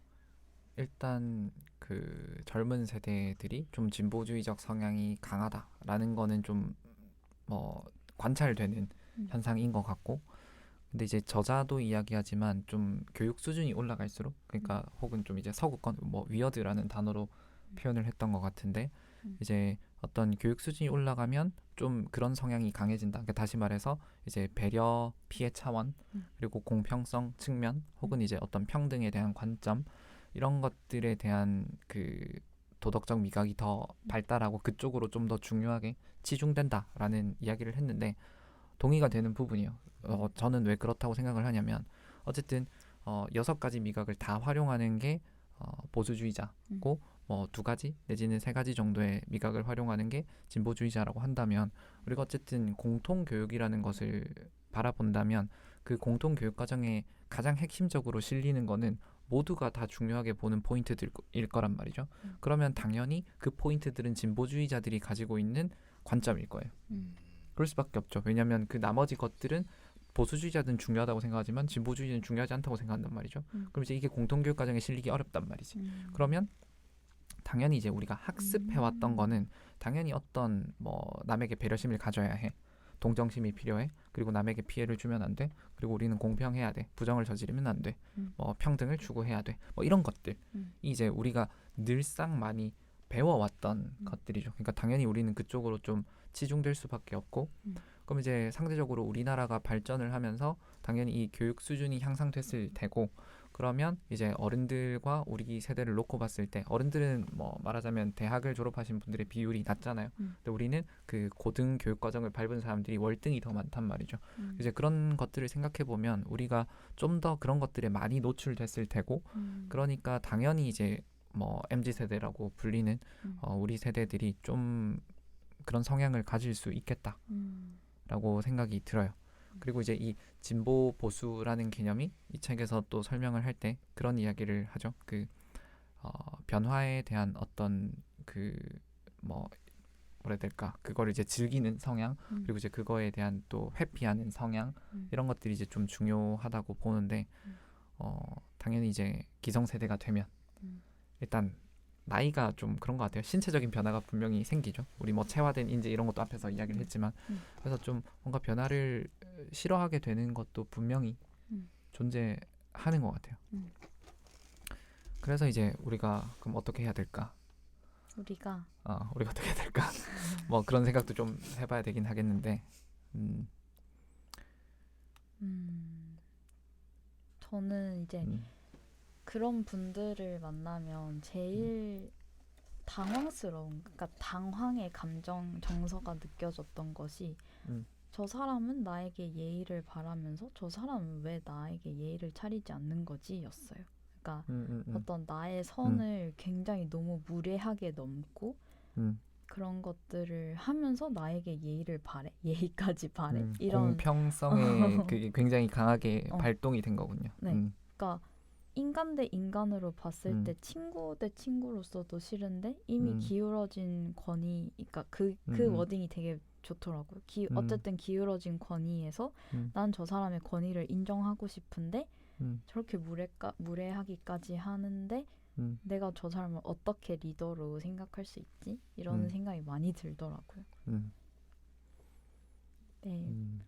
이게 그 사람의 능력치가 아무리 뛰어나도, 그러니까 같이 있으면 너무 부정적인 생각이 들고, 그러니까 신체화 증상이 오고 너무 같이 있기 싫고 이러니까 되게 힘든 지점인 것 같아요. 그러니까 오히려 저에게 혐오감이나 구토, 헛구역질이 올라오는 정서가 나오는 것 같더라고요. 그 사람과 함께 했을 때 그런 유의 사람들. 근데 또 그 사람은 그런 저를 보면서 왜 저렇게 예의가 없지? 왜 나를 인정 안 하지? 내 권위를 전복시키려고 하지? 그러니까 사실 권위를 전복시키려는 생각은 없었는데 그렇게 되는 것 같아. 그러니까 옆에서 되게 뭔가 알랑방구 껴주길 원하나? 그렇죠. 권위를 막 인정해주는. 근데 또 제가 되게 못하는 말을 못하겠거든요. 그래서 이제 이런 거를 이제 제가 되게 존경하는 다른 선생님한테 얘기를 했는데, 저를 이제 잘 아시는 분, 그냥 원하는 대답을 해줄 필요도 있다. 사람이 유연하게 말랑하게 할 필요도 있다. 이렇게 얘기를 해주시더라고요. 그래서 되게 마음이 풀어졌던 것 같긴 한데, 이제 앞으로 또 얼마나 수많은 사람들을 만날지 모르고 또 그 사람들 입장에서는 제가 또 빌런일 수도 있으니까 어떻게 이걸 잘 해결해 나가야 될까 하는 생각이 들었어요. 되게 어렵죠. 그렇죠. 그러니까 일단 그 사람이 굉장히 심한 축에 속할 거라고 생각이 되고요. 근데 세상에 그런 사람이 그 사람만 있는 것은 아니다. 그래서 내가 다른 조직에 가더라도 그런 사람을 만날 가능성은 언제나 존재하죠. 그래서 나를 지킬 어떤 방책은 항상 가지고 있어야 되지 않나라는 거고, 그래서 이제 뭔가 그 사람이 원하는 말을 알랑방구라고 하는 그 원하는 말을 해줄 필요도 있다라고 이제 조언을 들었다고 했잖아요. 그 측면에 저도 일부 동의를 하는데, 근데 이제 그게 뭐 사실 어렸을 땐 되게 자존심 상하는 일이라고 생각을 했어요. 근데 그렇다기보다는 그냥 그 사람과의 상호작용인 것 같아요. 그러니까 저는 아무 감정 없이 그냥 뭐 이렇게 그런, 저도 비슷한 사람을 만나봤지만 지금 같이 근무하고 있지는 않지만 그 사람들 뭐 이제 출장 가다 보면 또 마주쳐요. 뭐 어제도 마주치긴 했는데 아무튼 이제 뭔가 이렇게 그 사람이 이렇게 틱 되게 말하자면 나에 대한 존중 없이 말을 내뱉지만 그래서 저는 존중하는 척 대답을 해요. 근데 이제 그게 저의 어떤 감정이 들어가 있지는 않고 그냥 존중하는 듯한 그냥 표현만 할 뿐이고 그냥 이제 저는 그 사람과 이제 적당한 대화를 하다가 스쳐 지나가요. 그러니까 그거죠. 그러니까 그 사람의 발작 버튼을 내가 누르진 않는 거지. 그러니까 발작 버튼을 일부러, 그러니까 그 발작 버튼이 뭔지 아니까. 뭐 다들 아시잖아요. 그 사람들 발작 버튼이 지금 여러분들은 잘 알고 있는 것 같고, 그러니까 내가 그걸 건드리지 않는 거지. 건드리지 않지만, 근데 그 사람이 나의 발작 버튼을 자꾸 건드릴 때가 있어. 그러면 이제 나도 똑같이 발작하는 거지. 그러니까 내가 그 사람의 발작을 유도하진 않지만, 근데 이제 그 사람은 워낙 발작 버튼을 잘 누르고 다니는 사람이라서 발작 버튼을 누르잖아. 그럼 나도 발작하는 거예요. 그래서 너가 지금 방금 한 게 나의 발작 버튼을 누른 거야라고 내가 알려주는 거죠. 그럼 이제 그 사람도 저 사람이 지금 발작하네. 그럼 나도 조심해야지라고 생각을 하겠죠. 그러니까 약간 그런, 그러니까 이게 상호작용인 것 같아요. 그래서 그러니까 제가 이제 발작을 한다고 이제 뭐 우스갯소리로 이제 표현을 했지만 그런 것 같아요. 내가 이 사람의 발작 버튼을 알고 나도 발작 버튼이 있고 그러면 내가 이 사람 발작 버튼을 피해주는 건 내가 이 사람을 이해해주는 노력을 한 거죠. 근데 이제 대신에 그 사람이 나에게 이렇게 했을 때는 뭐 눈에는 눈, 이에는 인 거지. 그러니까 그 사람도 나에 대한 이해에 대한 노력을 안 한 거니까 그럼 이제 나도 이제 너도 날 이해해봐 하고 이제 시그널을 주는 거죠. 그래서 어떤 그러니까 저는 그렇게 할 것이기 때문에 오히려 쉽게 뭐 존중하는 표현을 해줄 수 있는 것 같아요. 그러니까 내가 만약에 그렇게 하지 않을 거라면 내가 그 사람에게 맞춰주는 게 굉장히 이제 자존심 상하는 일일 수 있을 것 같아요. 그러니까 왜냐면 그 사람이 나의 발작 버튼을 눌러도 내가 꾹 참을 테니까. 그럼 그 사람의 발작 버튼을 나도 기대하는 게 나도 눌러서 그 사람이 참아주길 바라지만 근데 그 사람은 참지 않는단 말이죠. 그러니까 되게 일방적인 관계 같은 거지. 나는 누르면 저 사람이 발작을 하는데 저 사람이 나의 발작 버튼을 누르면 나는 가만히 있어야 돼. 이게 굉장히 불공평한 관계처럼 느껴지고 이제 그게 굉장히 힘들게 다가올 수 있는데 저는 이제 오히려 이제 반대로 가는 거죠. 그러니까 나도 저 사람의 발작 버튼을 누르지 않겠다. 근데 너가 누르면 나 똑같이 너처럼 반응한다. 그러면 이제 사실 내가 생각했을 때는 나는 굉장히 상호 동등한 관계라고 생각하거든요. 그래서 그렇게 되면 이제 그 사람을 또 존중해 줄 수도 있는 거죠. 그렇네요. 네. 좋은 관점인 것 같아요. 발작. 근데 나의 발작 버튼이 뭔지 잘 모르겠어. 많이 눌린 것 같은데 지금. 그런가? 꼭 참고 있었나? 아 그렇죠. 맞아. 음. 생각이 많아지네요.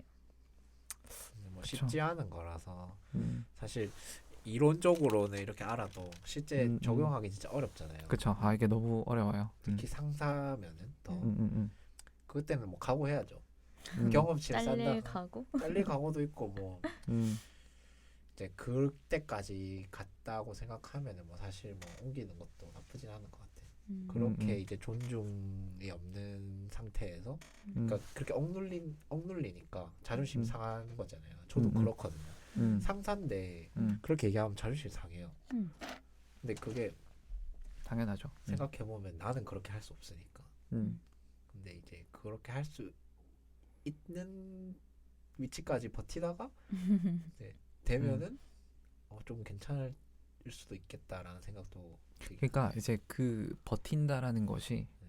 너무 기약 없는 기다림이잖아요. 그렇죠. 그 이제 그게 사실 우리를 굉장히 지치게 만드는 거죠. 그 막 UDT 훈련 예전에 막 가짜 사나이 막 이런 거 유튜브 나왔었잖아요. 거기서 훈련하는 게 이거예요. 남은 키로수를 알려주지 않아요. 그 훈련을 시키고 가래, 뭐 달려가래. 근데 남은 걸 알려주지 않아. 그 거의 다 도달하면 자 1km 더, 막 약간 이런 식이에요. 내가 죽을 힘을 다해서 모든 체력을 다 써 여기에 꼬린 지점이라고 생각하고 갔는데 꼬린 지점이 아니야. 1km 더 가. 그리고 이제 계속 이야기하는 거, 그래 싫으면 종쳐 나가 이거란 말이에요. 포기해 뭐 이러면서 막 이렇게 하는데, 그러니까 그게 이제 사람을 굉장히 갉아먹는 거죠. 사실 이제 뭐 그건 이제 악바리를 키우기 위해서 훈련은 뭐 그러니까 그건 군인이니까 뭐 이해가 되지만 어쨌든 우리가 살아가면서 내가 나중에 저 위치에 가면 괜찮아지겠지라는 게 언제 올지 모르는 기약 없는 기다림이니, 그러니까 그게 매우 힘든 과정이 아닐까. 그래서 힘들 것이다. 뭐 그런 거죠. 또 다른 질문이 있어요. 음. 이 책에서 이타성에 대한 네. 이야기도 굉장히 음. 많이 나오는데 그 어제 영화로 다시 돌아가면 또 영화를 보고 또 토크를 나눌 시간 한번 또 가져야 될 것 같은데. 네. 또 재밌겠네요. 음. 전두환과 대척점에 있는 인물이 있어요. 그 사람은 되게 이타적이고 국가를 정말 생각하고, 그러니까 국민들까지도 생각하는 사람인 거죠. 그래서 명령에도 약간 불복종하고, 어쨌든 이 전두환을 제지시키기 위해서 되게 많은 노력을 해요. 근데 사실 그렇게 예상을 할 수 있잖아요. 이제 독립유공자분도 그러시고 투사들도 그러시고, 이제 내가 이런 대의를 위한 결정을 했을 때 나의 개인적인 신상과 나의 가족들의 신상이 위험해질 수 있다는 것을 알면서도 대의를 위해서 이타성을 발휘해서 그런 행위들을 하는 거에 대해서 어떤 생각이 드시는지 좀 궁금했어요. 저는 어릴 때 나는 무조건 뭐 전쟁이 나면 우리나라를 지켜야지라고 생각했는데 이게 크면서 나에게 더 소중한 사람들이 생기고 나의 안전이 중요해지기 시작하면서부터 되게 미련하게 보이기도 하더라고요. 그것들이. 그러니까 대의를 위해서 이타적으로 행동하는 것들이. 이게 왜 그런지 모르겠는데 저도 약간 개인주의가 된 것 같아요. 그러니까 그래도, 그러니까 실제로 그분도 이제 실제 역사 인물이신데 이제 고문도 많이 당하시고 영화엔 나오지 않았지만 찾아보니까 아들도 서울대 수석이었는데 자살하고 아버지도 자살, 어머니도, 그러니까 아내도 자살. 그러니까 온 가족이 파탄이 난 거죠. 그분도 자살하시고. 그렇게까지 해서 이타적인 행위를 하는 사람들에 대해서 어떻게 생각하시는지 궁금해요. 그러니까 예전에는 되게 우리 한국 사회 자체가 그런 사람이 너무 영웅이다 이렇게 칭찬하고 막 그랬는데 어제 저희 남동생도 그걸 보면서 멋있지가 않더라, 그냥 미련해 보이더라 이런 말을 하더라고요. 어떻게 생각하시는지 궁금해요. 그러니까 이제 그게 결국은 일제시대에 우리가 태어났다면 우리가 어떤 선택을 했을 것이냐와 또 비슷한 질문인 것 같은데, 당연히 이제 어렸을 때는 독립투사가 될 것이다 뭐 이런 생각을 많이 했는데 크면 클수록 그게 정말로 어려운 일이구나라는 걸 많이 배우고, 그래서 이제 더 대단해 보이는 거죠. 그분들이. 그쵸. 미련해 보인다. 동의되는 부분도 있어요. 근데 이제 그걸 어떻게 이제 우리가 평가를 해야 할 것인가. 그러니까 이게 약간 그런 측면인 것 같아요. 그러니까 우리는 그런 분들에 대해서 존경심을 표현할 수밖에 없는 도덕적 압박을 받고 있어요. 이렇게 표현하고 싶어요. 그러니까 우리는 절대 이제 뭐 친일파를 욕해야 하고 독립투사를 굉장히 그분들에게 존경심을 표해야 하고 이렇게 교육받아 왔고, 또 한 가지는 그런 어떤 도덕적 우리는 압박을 받고 있어요. 그리고 이제 그런 분들도 어쨌든 굉장한 영웅적인 분이죠. 그러니까 그런 이타심을 발휘한 분들에 대해서 우리가 존경심을 표해야만 하는 도덕적 압박이 있어요. 그래서 존경합니다. 좀 뭐가 되는 거죠? 근데 이게 그런 것 같아. 아. 그 역사는 이제 뭐 음. 승자의 기록이라 하잖아요. 음. 그런 것 같아. 지금도 저는 그거 보면서 좀 미련하다 했잖아요. 좀 당황했어요. 왜냐하면 저는 그렇게 생각하지 않았거든요. 근데 이미 제가 그렇게 생각한 무의식적으로 그렇게 생각하는 거는 지금 이제 그 사람이 이제 죽었잖아요. 죽었고 대부분의 이제 그 사람을 반하는 실제로 그 사람의 치부가 드러나는 게 나왔기 때문에 대부분 사람들이 저 사람이 잘못했다 생각을 하잖아요. 그런 상황에서 내가 이거에 반하는 의견을 했을 때는 나의 위치가 조금 이상해질 수 있는 그런 영향도 없지 않아 있는 것 같아요. 근데 뭐 그거를 이런 의식적인 경로를 따라서 그렇게는 생각은 안 들었겠지만 뭐 어떻게든 무의식적으로 생각이 들었을 것 같은데 이게 또 어제 이런 토론을 할 때 영어로 할 때 이거랑 비슷한 맥락인데 장기 기증에 대해서 얘기를 했거든요. 좀 좁은 부분이긴 한데 장기 기증에 대해서 어떻게 생각하냐라는 질문이었어요. 그러면서 또 파생되는 질문이 그럼 장기 기증에 대해서 부모님과 상의를 할 것인가? 이제 어차피 죽고 난 거니까. 근데 저는 거기서 너무 확고했어요. 이건 어차피 내 몸인데 내가 그거를 장기 기증을 하든 안 하든 사실 부모님하고 무슨 상관이 있느냐라고 얘기를 했거든요. 아, 근데 거기서 어르신 분들도 있다 했잖아요. 굉장히 부정적일 걸요. 무조건 상의를 해야 된대요. 왜라고 하니까 가족이니까라고 얘기를 하더라고요. 근데 넌 그쵸. 이해가 안 됐어요. 그러니까 이게 저도 이제 20대 초중반 때 네. 이제 뭔가 이제 그 뽕이 온 거예요. 뽕. 그러니까 그 장기 기증 해야지 당연히. 아, 네. 당연히 사회에 좋은 거 아니야? 약간 이런 어떤 긍정적인 그게 있어서 그래서 제가 그냥 일단 난 할 거라고 엄마한테 이야기를 했어요. 네. 근데 엄마가 굉장히 부정적인 거예요. 하지 마. 그러니까 왜냐면 그 지금 생각해 보면 어떤 고귀함의 잣대인 것 같아요. 아. 왜냐면 어쨌든 육체를 훼손하는 거, 시신을 훼손하는 거잖아요. 그러니까 그것에 대해서 좀 부정적인 마음을 가지고 계신 것 같아요. 뭐 그거를 뭐 이렇게 논리적으로 설명할 수 있는 건 아니죠. 근데 어쨌든 그거에 대한 그냥 막연한, 그러니까 이거는 코끼리의 반응인 거죠. 직관적으로 이게 안 좋다고 생각을 하시는 것 같아요. 그래서 일단 저는 좀 유보를 했어요. 그러니까 뭐 제가 만약에 뭐 나중에 결혼을 하고 좀 나중에 나이가 더 들어서는 이제 다시 또 생각을 해볼 것 같고 그때 일단 유보를 했거든요.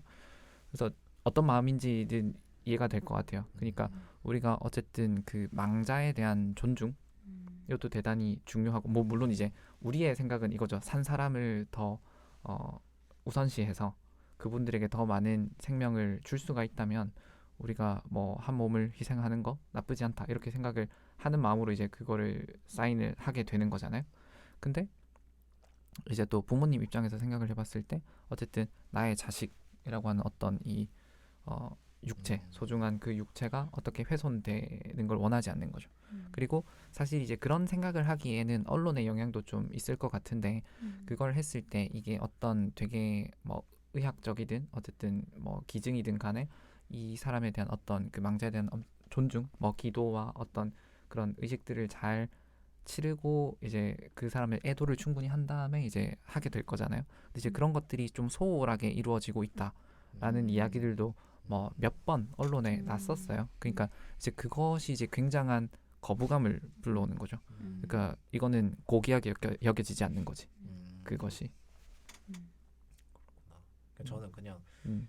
일단은 제가 죽은 뒤니까 아프진 않잖아요. 그래서 안 아프면은 좀 괜찮은 거 아니야? 그래서 어차피 버려질 몸이면 그렇게 생각을 했거든요. 뭐 이게 이제 아까 희영이가 말한 거에서 좀 좁은 부분이긴 한데 이타성을 다시 그걸로 이제 돌아가면은 저는 영화를 보고 나서 뭔가 저도 모를 저 나쁜 놈 저거 어떻게 해야 되지 막 이런 생각이 엄청 휩싸였어요. 그러면서 이제 같이 여자친구랑 봤었는데 여자친구가 물어보더라고요. 이런 상황이 막 이런 상황 저런 상황이 왔을 때 어떻게 할 거냐. 내 여자친구가 친구는 그래도 저런 상황이면은 그냥 저렇게 안 하고 그냥 좋은 게 좋은 거냐고 넘어갔겠지라고 얘기를 하더라고요. 근데 속으로는 확신이 안 섰어요. 내가 만약에 그 상황에 있었다면 너무 화가 나더라고요. 저 사람의 행동이 100번 이해가 갔어요. 근데 아까 이제 말한 것처럼 가족도 있는데 그거를 생각을 못했냐라고는 아니에요. 물론 이 여러 가지 이제 사고 체계에서 가족도 있었겠죠. 당연히 자식도 있고. 근데 그게 너무 지배적이었던 것 같아요. 제가 그걸 제가 F라서 감정이입 진짜 잘하는데 당연히 들고 당연히 들지만 왠진 모르겠지만 결국에는 이기적인 인간이기 때문에 내가 원하는 쪽으로 갈 거잖아요. 내가 더 머릿속에서 더 강렬히 원하는 쪽으로 가족도 수정하지만 내가 지금 이거는 진짜 참을 수 없다. 이거는 그러면 이제 왜냐하면 그게 나중에 지나갔을 때 그 사람은 분에 못 이겼을 거예요. 만약에 그렇게 행동하지 않았으면 그랬을 것 같아요. 그래서 어쩔 수 없다. 그거는 뭐 자기 그런 것 같아요. 그러니까 지금 이야기하는 부분이 약간 그 예를 들어서 지하철에 아이가 떨어졌을 때 네. 아이를 구하러 뛰어 들어가서 아이를 살리고 자기가 뭐 올라오지 못해서 이제 뭐 결국은 이제 자기가 피해를 받는다거나 이런 경우와 지금의 이야기는 좀 다른 것 같아요. 그러니까 그 아이를 살려야지 이건 진짜 어쨌든 그 어떤 진짜 좀 배려와 같은 이타심이 발휘된 것 같고 지금과 같은 요건 이제 이데올로기 싸움이잖아요. 어떻게 보면 이제 요거는 그 이 책에도 그렇게 나오지만 그 나에게 피해가 가더라도 다른 사람에게 응징을 해야만 속이 시원하다. 그런 워딩이 나왔었어요. 그 뭐 2분가 1분가 뭐 거기서 나왔었는데 그러니까 약간 그런 측면인 것 같아요. 그러니까 우리가 어쨌든 이 도덕성을 저해하는 사람들을 심판하고자 하는 마음을 누구나 가지고 있는 거죠. 그런 마음이 있었기 때문에 우리가 여기까지 온 거죠. 그래서 그 마음이 강하게 있는 게 아닌가. 그런 것 같습니다. 네, 그러니까 어쨌든 그건 그거죠. 내가 피해를 보더라도 하겠다. 하겠다. 네, 그죠. 그게 속이 시원하니까. 근데 그 속이 시원하다는 걸 설명하기는 좀 쉽지는 않겠지만 그게 너무 궁금했어요. 그냥 네. 그거 보고 나서 음. 그런 감정을 저는 좀 많이 휩싸이거든요. 그런 영화를 보고 나면 근데 왜 이럴까라는 생각이 들더라고요. 그 영화는 영화일 수도 있고 뭐 저게 완전 다 팩트는 아닐 수도 있잖아요. 근데 고지고대로 받아들여서 그 감정의 동조화가 된다는 게 왜 이렇게 되는 걸까 싶게 됐거든요. 저는 그래서 질문에도 좀 올리긴 했고 그거는 개인적인 성격이나 기질일 수 있다는 생각이 또 드는데 그 공감의 능력이 굉장히 높아서 그러니까 타인의 고통을 마치 나의 고통인 것처럼 느끼고 감정이 빨리 전염되고 말하지 않아도 알겠어 막 이런 그러니까 마음이 잘 동화되는 그런 성격적인 특질일 수도 있지 않을까 생각했어요. 또 저도 궁금한데 한 게 있는데 아까 F라고 하셨잖아요.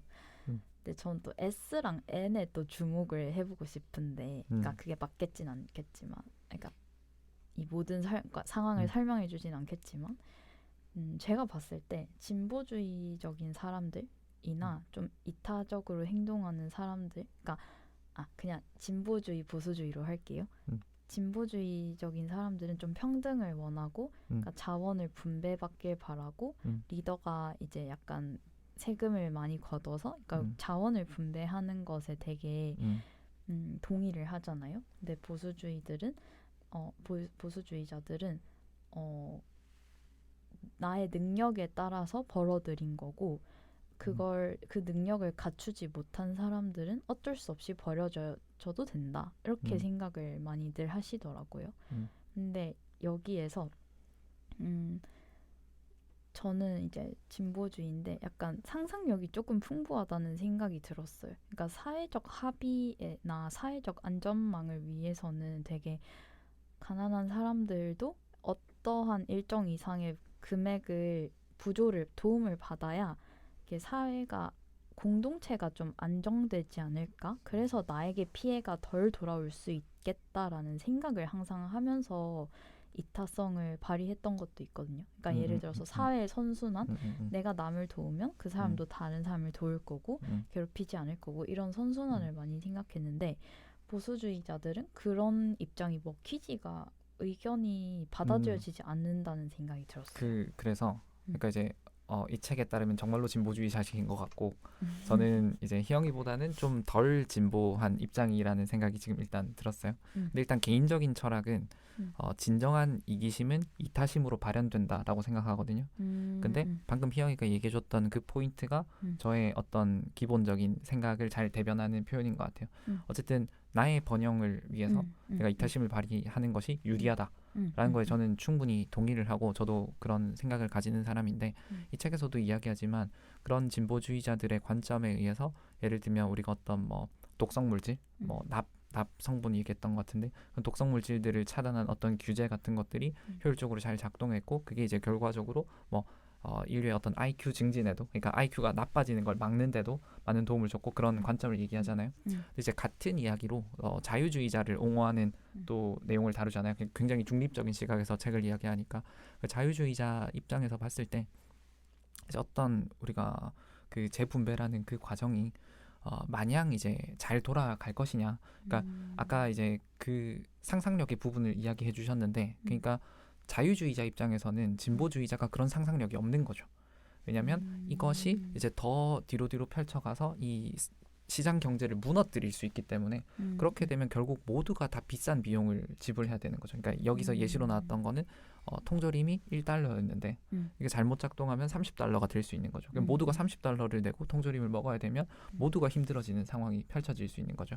그래서 그러니까 그런 부분들이 첨예하게 부딪히고 있는 것 같아요. 그러니까 아까 이야기했던 대로 이제 그 희영이가 얘기했던 거는 이제 진보주의자 입장에서 이제 보수주의자들이 상상력이 부족하다 그렇게 생각을 한 거고 그래서 그런 면에서 보수주의자가 이해가 안 된다라는 거죠. 근데 자유주의자 입장에서는 진보주의자를 봤을 때 아니 너네가 상상력이 없는 것이다. 물론 이제 방금과 같은 사안에서는 보수주의자랑 그 자유주의자가 같은 편일 것 같아요. 그래서 이제 이 시스템이 망가질 수 있는 상황인데 그것에 대한 상상력이 없는 게 아니냐. 똑같이 이렇게 되는 거죠. 그 지점이 항상 저희 커플에게서 일어나는 지점이거든요. 그러니까 이제 기수로 설득이 되는 게 아니다 이거는 이건 코끼리와 그래서. 코끼리의 부딪힘이다. 맞아요.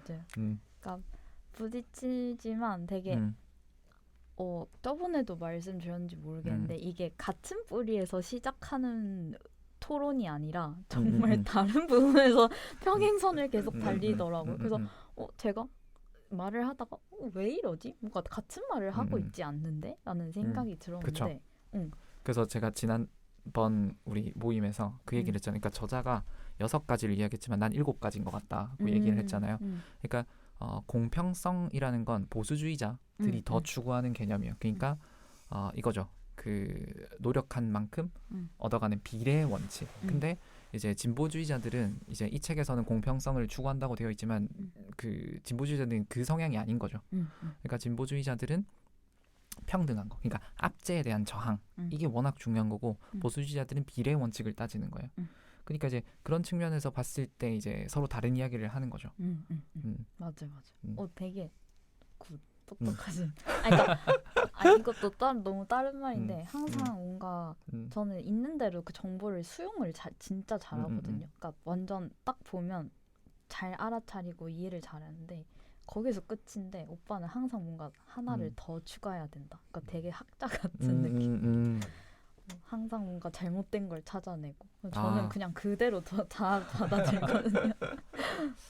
되게 신기한 능력인 것 같아요. 감사합니다. 리스펙. 이런 리더를 원합니다. 리스펙. 맞아. 제가 권위를 인정하는. 그러니까 평등하다고 생각하지만 오빠의 그 권위가 인정이 되는 부분이죠. 근데 인성도 좋고 약간 이런 느낌. 잘 모시도록 하세요. 형님. 자, 일단 이제 우리 또 슬 마칠 시간이 된 것 같은데 뭐 마지막으로 하고 싶은 이야기들 하고 마치도록 합시다. 네, 치우. 저는 뭐 이 책을 저도 이제 살 예정이고 다시 이제 계속 이제 유발 하라리 책처럼 계속 이제 앞으로 꺼내서 읽어볼 책이라서 알게 돼서 너무 좋았습니다. 또 특히 오늘 토론은 또 되게 얻어가는 게 평소보다는 더 많은 것 같아서 더 이렇게 자유롭게 하는 게 또 좋은 것 같기도 해요. 맞아요. 좀 되게 편안하게 가는 것 같아요. 항상 이렇게 질문 리스트가 있으면 뭔가 저기에 제가 맞춰서 생각을 해야 된다 하니까 너무 긴장하고 이랬었거든요. 근데 좀 편하게 하니까 좀 두 선은 없었겠지만 좀 잘 나온 것 같습니다. 또 새로운 방법도 좋은 것 같아요. 네. 오늘 좀 사실 여유가 없어서 그러긴 했지만 네. 또 희영이는 저는 이제 어떤 글을 봤었는데 이게 공부를 한다는 거는 세상에 대한 해상도를 높이는 일이다라는 글을 봤었어요. 그러니까 어떤 세상을 파악하기 위해서 되게 여러 가지 틀이 있을 수 있는 거고 생각이 있을 수 있는 거고 그걸 선명하게 본다는 건 되게 좋은 일인 것 같다는 생각이 들었어요. 그러니까 이 책이 또 하나의 틀을 제공해주지 않았나, 렌즈를 제공해주지 않았나 라는 생각이 들었습니다. 그래서 저는 올해 책이라고 말씀을 드렸지만 아무튼 최근에 읽은 책 중에서 저는 사피엔스 아주 좋았고 그 다음에 이제 이 책 여기서 이제 그 이야기를 하잖아요. 어떤 그 제가 용어는 까먹었는데 이분이 어떤 그 자기 어떤 지적 뭔가 이 뭐랄까 이렇게 번쩍하는 걸 주는 순간들이 있었다 이렇게 얘기를 하잖아요. 그 저는 이제 이 책도 그 지적 어떤 그 번쩍임을 주는 책 중에 하나였다. 그래서 해상도도 아주 높아졌다라는 생각이 들고 그리고 이제 저자가 마지막에 썼던 메시지를 서두에 이야기했지만 한 번 더 이야기를 하면 우리가 어쨌든 더불어 살아가야 되니까 서로 잘 지내기 위해서 좀 더 노력하고 삽시다. 네, 네, 좋습니다. 좋습니다. 오늘은 그러면 이렇게 마무리를 하도록 하겠습니다. 수고 많으셨습니다. 안녕. 뿅.